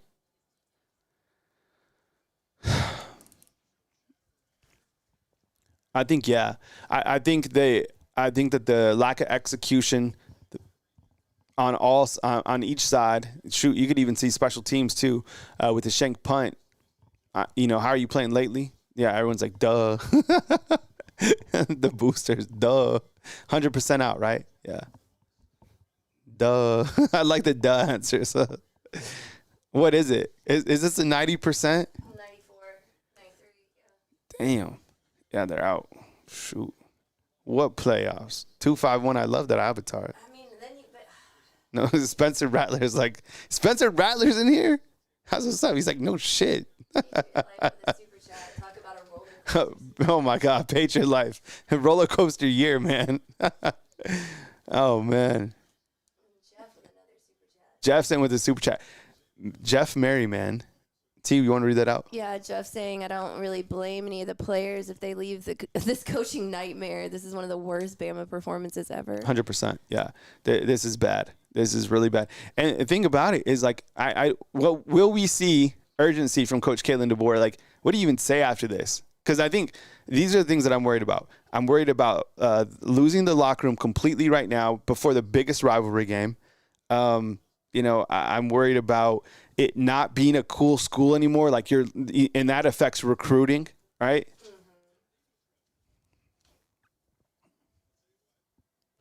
Yo, Roll Tide Probs, what's up, man? Roll Tide Probs, frequent caller to the show. I don't know how that was That was a phantom call. Alabama definitely got one touchdown completely taken back. That was, I mean, I've never seen anything like that, to be honest.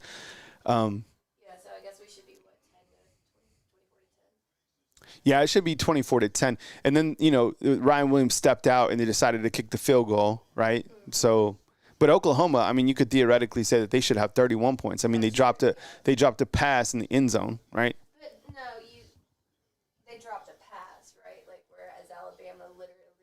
Yeah, you're right. Yeah, so it should really be 24-14. Oh, I'm sorry, 24-10. Wow, this is crazy. Look at this. Most consecutive seasons with 2 or fewer losses.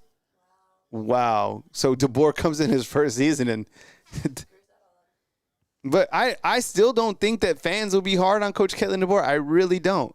I think that they'll say that it's his first season. I disagree. This is on DeBoer. We like there's so many avenues that you could point to. You could start to see it from the beginning of the season. There's many reasons I don't even really want to talk about, but I saw it. I saw a completely different culture that I think completely impacted the focus of this team. The players are doing whatever that they want to, and honestly, it's not like the coaches can even really tell them not to do it because they're like, that affects my NIL. All that stuff's impacting them. I promise you. Alabama, because of their brand, who would have thought because of these players are so powerful and have such a big brand that would lead to the downfall of this season? I think it totally has. I think players are certainly distracted. At least we're not FSU. Yeah, he could have been at FSU. But are players going to continue to be 100% locked in when they're still taking visits elsewhere? Man,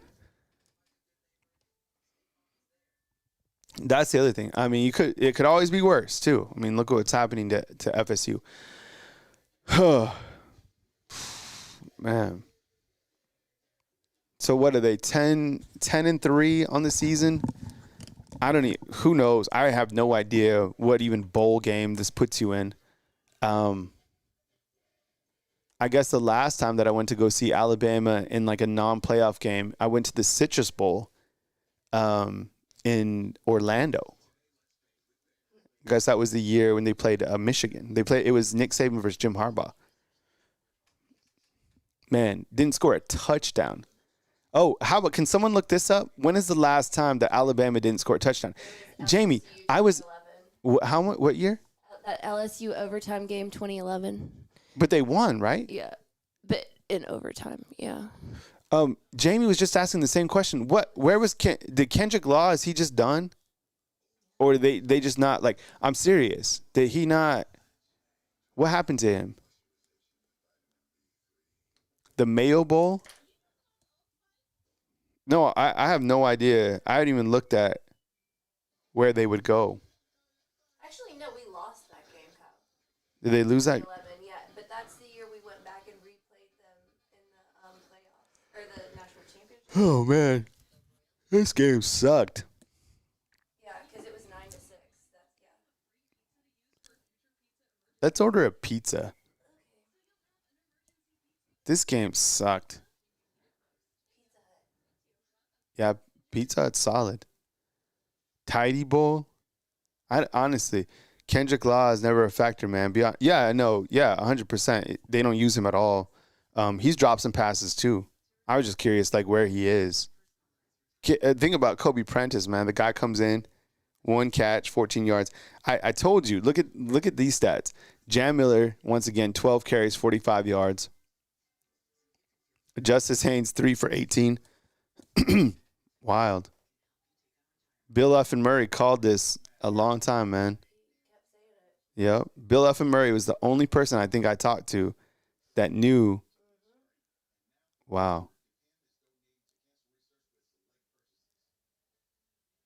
Crazy. All right. Well, extremely embarrassing. Cheez-It Bowl or Music City Bowl?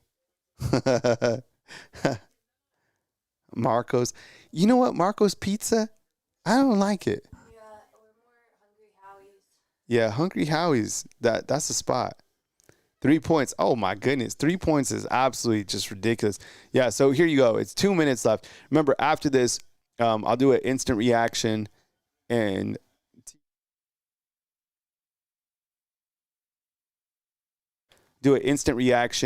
then we'll have Coach Kalen DeBoer. So that's what's coming next. It's clearly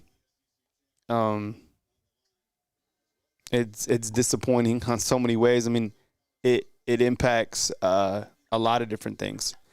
And when you have a game like Auburn next week, and you're maybe in a way you figure out how to get the guys up because that's a rivalry type game. Texas A&M just took the lead on Auburn, by the way, 31-28.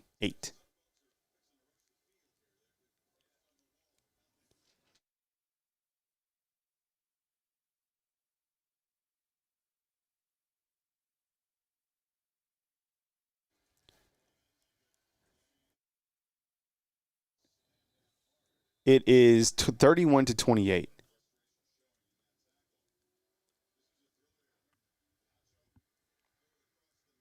just waiting for this game to end. Following the game, we got Coach Kalen DeBoer's press conference.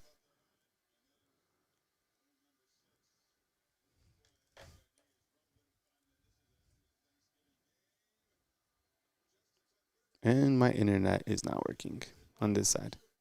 No, it's just like this window isn't working. We'll do a little force quit.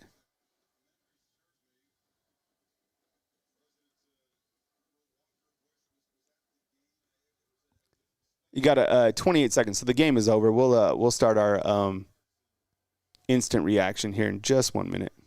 Appreciate you guys being here. Thank you so much for joining us tonight. I know it sucked. All right. Oklahoma is storming the field. Can you get that, team?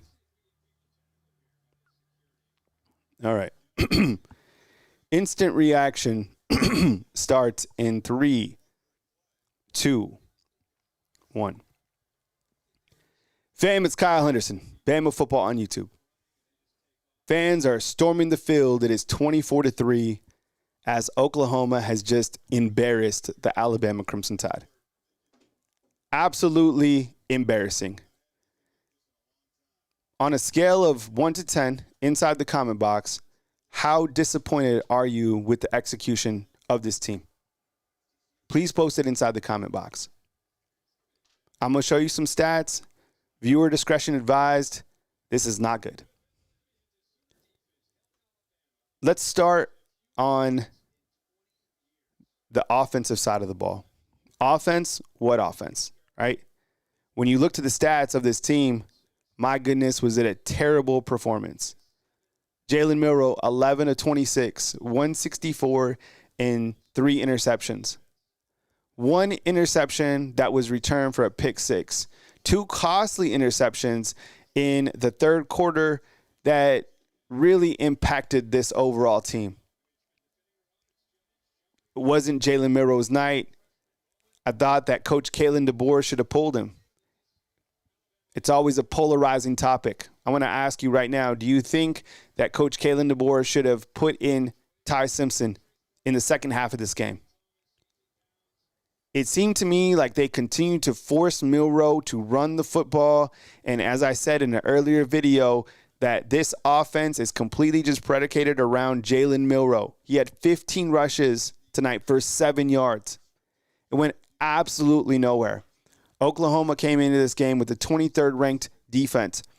Brett Venables did an amazing job shutting down Alabama's one-dimensional offense.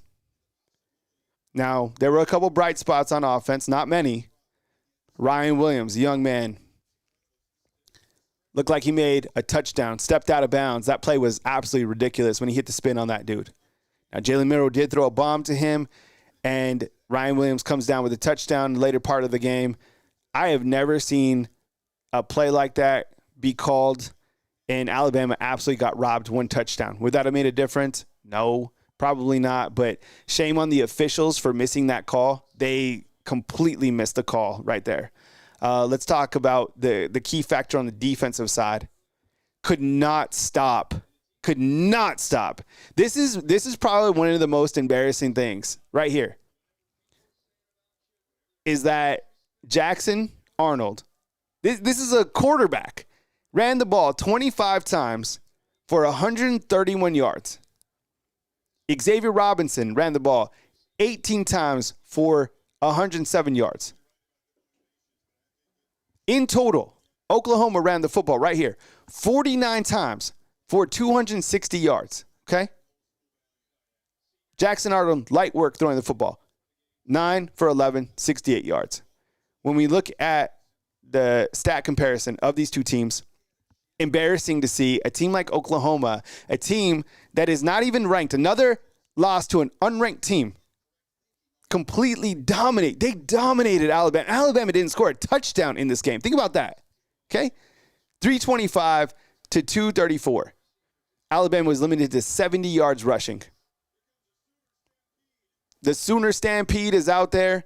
The time of possession, they pretty much ran the same playbook that Vanderbilt ran.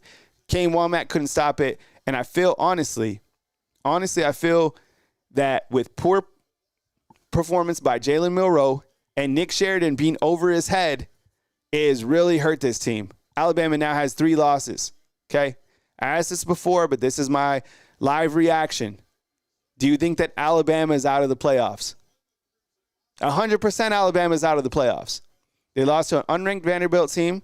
They lost to an unranked Oklahoma team. This team has not been it, okay? There's been a lot of issues with this team. And a lot of it is on Coach Kalen DeBoer. And for whatever reason, I don't understand why people don't put blame on the head football coach. He is responsible for the culture of this team, for the offense, and for the defense. He's made some adjustments against lighter competition. But honestly, you have to think that this approval rating that he's been boasting goes absolutely down. Not making calls to put in another quarterback, I think failed this team tonight. Not making adjustments on the defensive side failed this team tonight. So what are they going to do? Because next week they have Auburn. And here's what I'm scared of, okay, going forward. I'm scared of, can Kalen DeBoer keep this locker room intact now that they're not playing for the SEC title game? Okay? Can you get them up for a team that wants to beat the you-know-what out of you, which is Auburn? This is Hugh Freeze's opportunity to salvage his entire season. He's already beat you head-to-head in recruiting. I don't care if you think that losing in-state recruits is not a big deal. It is. You see what's happening to Alabama's recruiting class. Okay? Alabama is not currently the cool school anymore. Right? When you're losing on the road to unranked Oklahoma, that's not it. When you're losing on the road to unranked Vanderbilt, that's not it.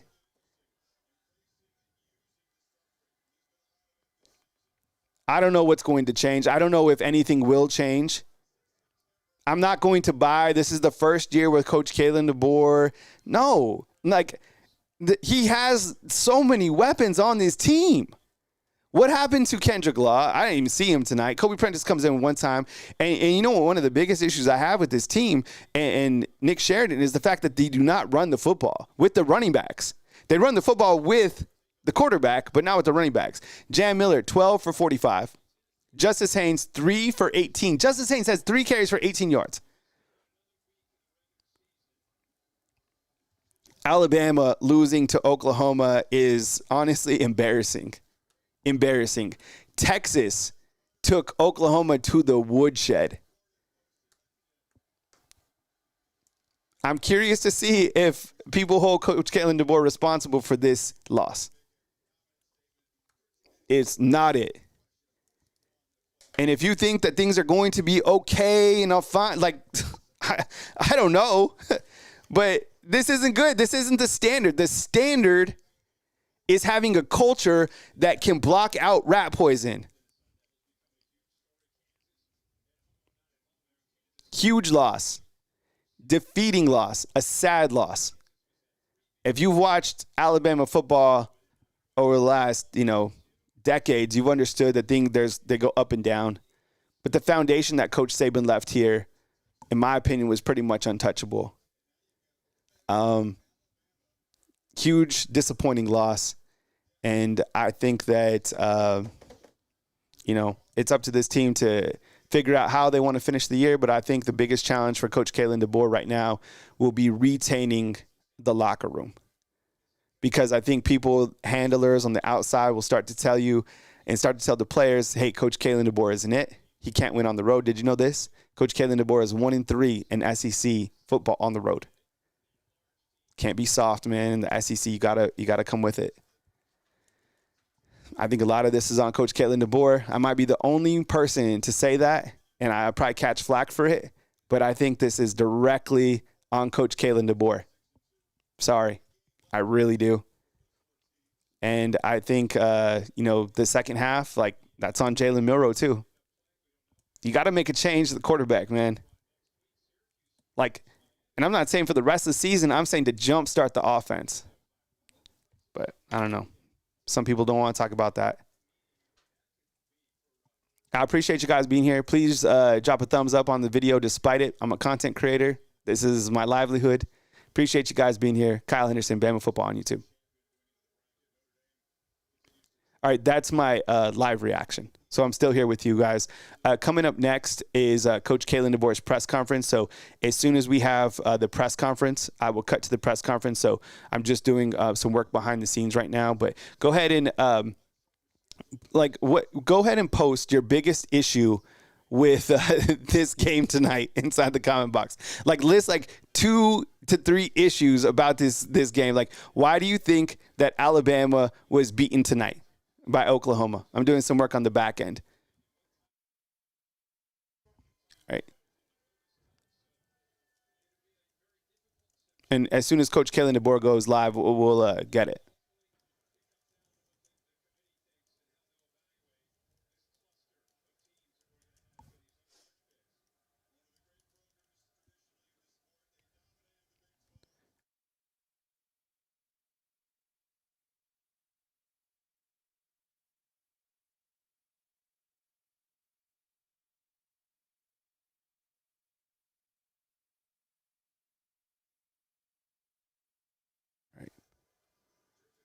You got it? Okay, cool. All right. Coach Kalen DeBoer coming back. As soon as he comes on, I'll bring that to you right here on Bama Football on YouTube. I know it's not the game that you wanted. I know that you probably don't like to hear us talk, negatively about the players, about this, about that. But, I mean, it is facts. And I'm probably, one of the people that cover Alabama that will actually tell the truth about it. I think a lot of people will try to sugarcoat it, but this isn't it. And it's this affects my livelihood is covering a team that is not making the playoffs. Okay. So even saying things that, are things bad? I felt things were bad as soon as some things started to happen. And I'm not going to go into a lot of them because I think it's kind of, it gets touchy, but a lot of the things culturally, I just thought it was too big of a culture change. I think a lot of that, too, is because of NIL. I think a lot of it is because of transfer portal to where you can't really coach hard because the players get soft. And, hey, coach doesn't like me because he's mean to me. I'm going to hit the transfer portal. I think a lot of that stuff definitely goes on. But are there some good things going on? Of course. But the main thing is the wins and losses. We're not here to go as a team on the road in the playoffs. We're here to win national championships, and that is a standard here. And, culturally, I think that, there's a lot of things that aren't meshing. So, curious to see what happens during this press conference. I don't know. I'm curious to see Coach Kalen DeBoer. I will give him this. He does keep a really good demeanor. But sometimes, you know what? And I like the fact that he does get rationally mad because his team was robbed of a touchdown tonight, 100%.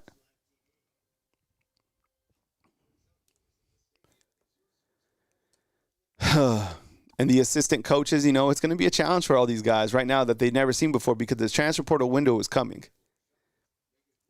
Let me ask you this before Coach Kalen DeBoer gets on, and we'll talk more about Kane Womack as well. But have you guys felt at points during this season. I know things are hot because they just lost, but have you felt that things are a little bit over Nick Sheridan's head? I have.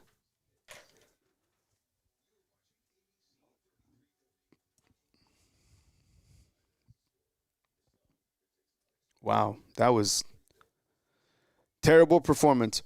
Probably one of the, I haven't seen them get dominated like that. I think the times that they've got dominated, I kind of think back to like that game against Clemson out in San Jose. But, man, Brad Venables just completely had a game plan, 2 weeks to prepare for him. And, man, God, did absolutely everything that they wanted to do. Coming up next, we got Coach Kalen DeBoer's press conference whenever the University of Alabama pipes that in.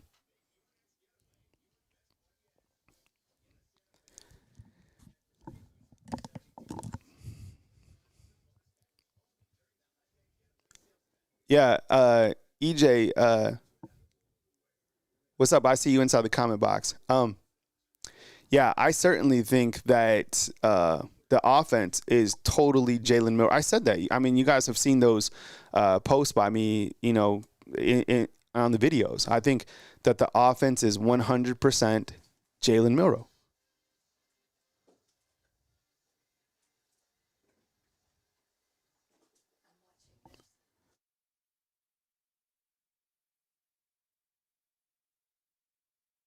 We're just kicking it.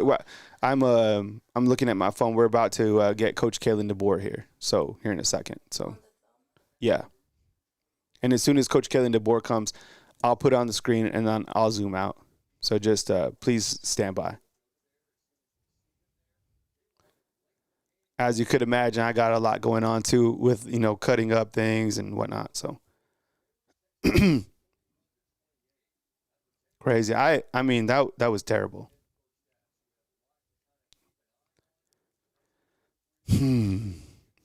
Wow. And now you have Auburn. Can someone post the score while we wait for Coach Kalen DeBoer? Could someone post the score of the Auburn game? I got to do something real quick. And a lot of this is just like a mom and pop YouTube channel. So if you see me do like editing and stuff like that, I do everything on the fly myself. But I think we do a pretty good job with it. So just give me 1 second. I'm doing something really fast.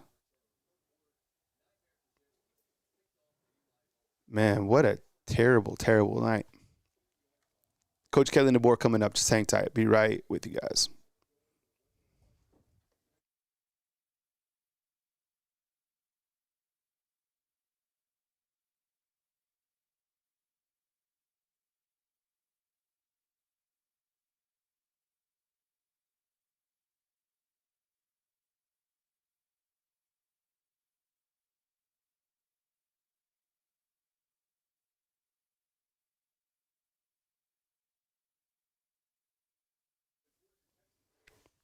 Wow.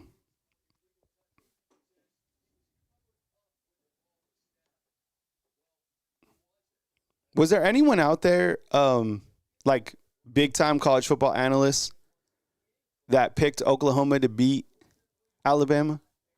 Like, I don't know. Because I was all in on the rat poison. But like, I don't know, like, the bigger guys like a Josh Pate or someone from ESPN. Did anyone pick Oklahoma? Or was everybody pretty much heavy on Bama? I know the line was 14 Bama.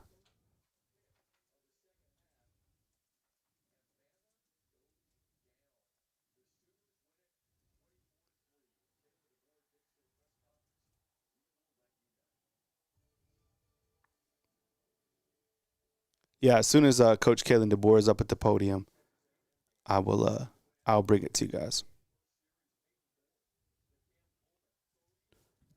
Did we get that? Did we get that Auburn score?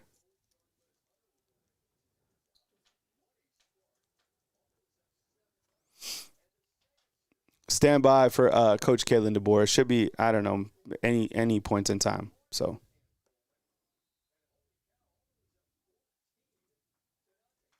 Man.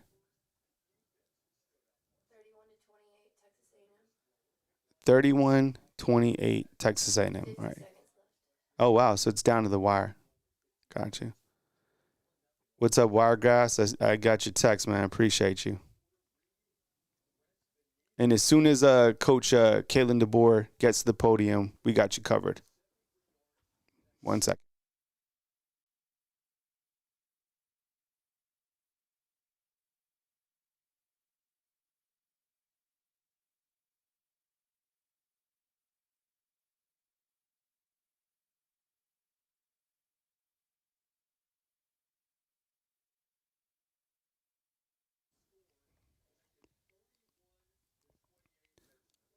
Yuck. And then it's like these late games too, you know?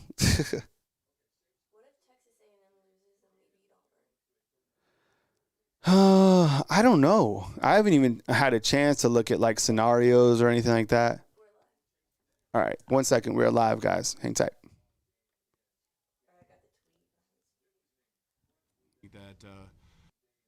Oh my God, the quality is terrible. The quality is about as terrible as the game. So this works perfect for the performance. Stand by.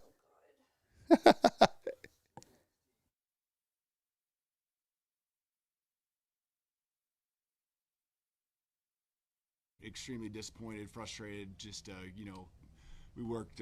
I thought extremely hard all week, putting a plan together. Guys, good energy.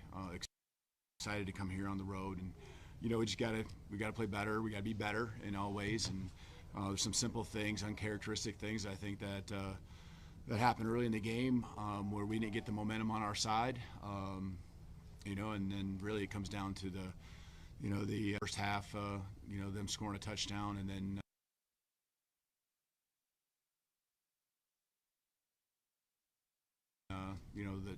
The turnovers really kind of changing the momentum of the game there. So, turnovers were going to be a key.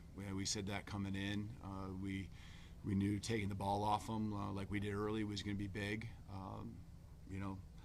And in the end, it flipped the other way. And we turned the ball over. So, credit to them. They did a nice job with their game, their run game, staying on the field early. In the first half especially, I thought, there's some things that we continued to tweak and adjust to do a better job against it and what they were doing there. But obviously the game got away from us and in the middle of the third quarter there. Thanks, Coach. Let's start with Nick here on the front right. No, Mike, go ahead. Did you get an explanation from the officials on why that was called on Ryan that way? And what was the reaction? I mean, it was just, they said it was illegal touching, so someone would have had to been covered up, ineligible. Joe? As regards to the run game, defending the run, how difficult was it with Deontay Lawson going out, moving Campbell more into the microphone role, and what that ended up having to do for you guys at the Wolf position? Yeah, at the linebacker position there. Anytime you lose a great player like Deontay, it's going to affect you. His leadership, he is the guy that makes a lot of the calls on the football field. Just seems like he's always in control. We have trust and belief in the guys that come in with JJ, and there's those guys take a lot of reps, and he's played a lot this year too. But Deontay, and you lose any of your captains, your top players, it's going to hurt you. It's going to hurt you, just your demeanor, emotionally, but also just the execution on the field. Go, Charlie. You mentioned Jalen, just the turnovers in general. What do you say to Jalen after that second interception goes for a touchdown, kind of back that pace and back that up? Yeah, I think stepping back, I just felt like early in the game, there was different things. Drops, just flat-out drops, balls we lost in the lights, just different uncharacteristic things, weird things that happened. And, I thought he was actually putting the ball where he needed to. We just needed to help him out a little bit. The screen pass, they jump it, and you have to assume that those blocks are going to happen, and you're reading a different defender. But then there's the pick six that goes the other way, and I don't know if he, just didn't see him or predetermined things. But there's still a lot of game left, and I felt like a lot of things he was doing, he was fighting and battling, and doing a lot of things well for our football team, and we just all needed to be a little better. So I thought he kept battling. I looked in his eyes, and I think he's come a long ways all season long, and just the way he wants to go out there and keep leading the team, and the guys kept fighting for him. And so that's just pretty much what I shared with him. Just have no regrets. Go out there and keep swinging. Go back row, Tony. Right here, Coach. You have a lot of players in this locker room that haven't been in this position before. What do you tell them, and how do you kind of keep things together, heading into the Iron Bowl and the rest of the season? Yeah, I mean, that's the commitment we make to each other when we come in here. When you sign up to play for Alabama, you make that commitment to each other and the brotherhood, and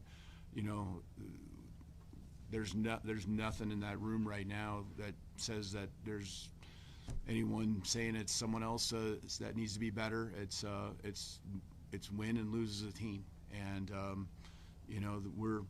we made that commitment also, not just for each other, but that we're going to finish. And we're going to finish everything we do. And that it's a big game next week, and so we got to regroup, stick together.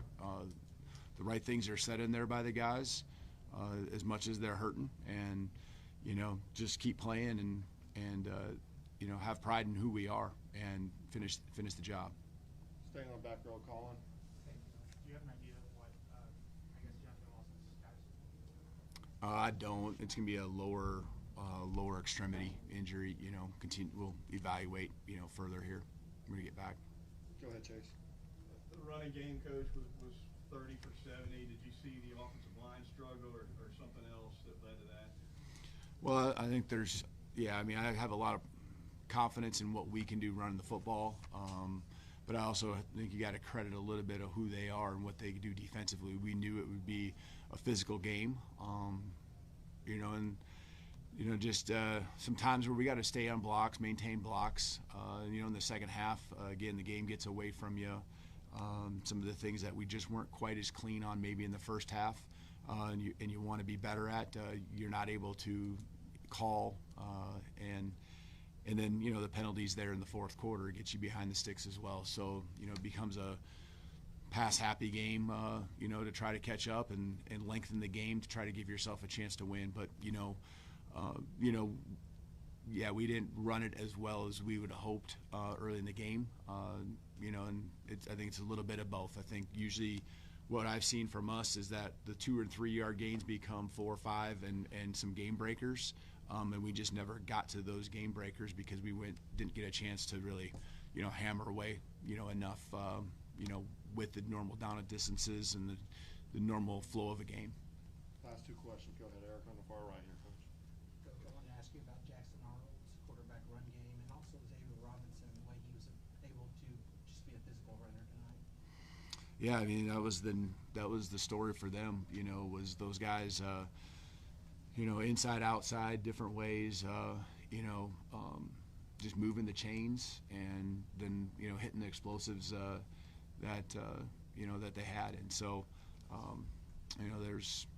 it seemed like they were always falling forward, and again, like you said, there's explosive plays that they had. So got to credit the toughness that they had. I think he carried it over 20 times in the game. Both of them right around that. So credit to those guys on staying with their game plan, doing what they needed to do to win.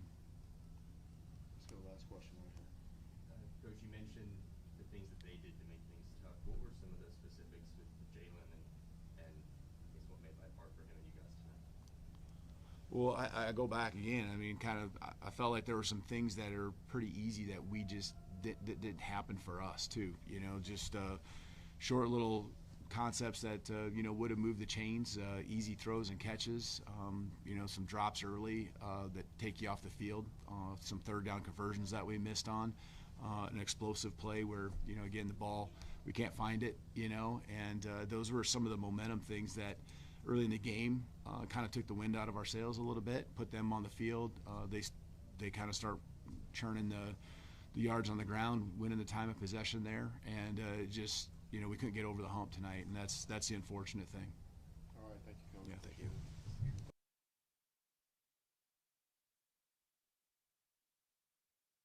All right, fam. I'll be back in 2 minutes with my closing thoughts. 2 minutes with my closing thoughts. Be right back.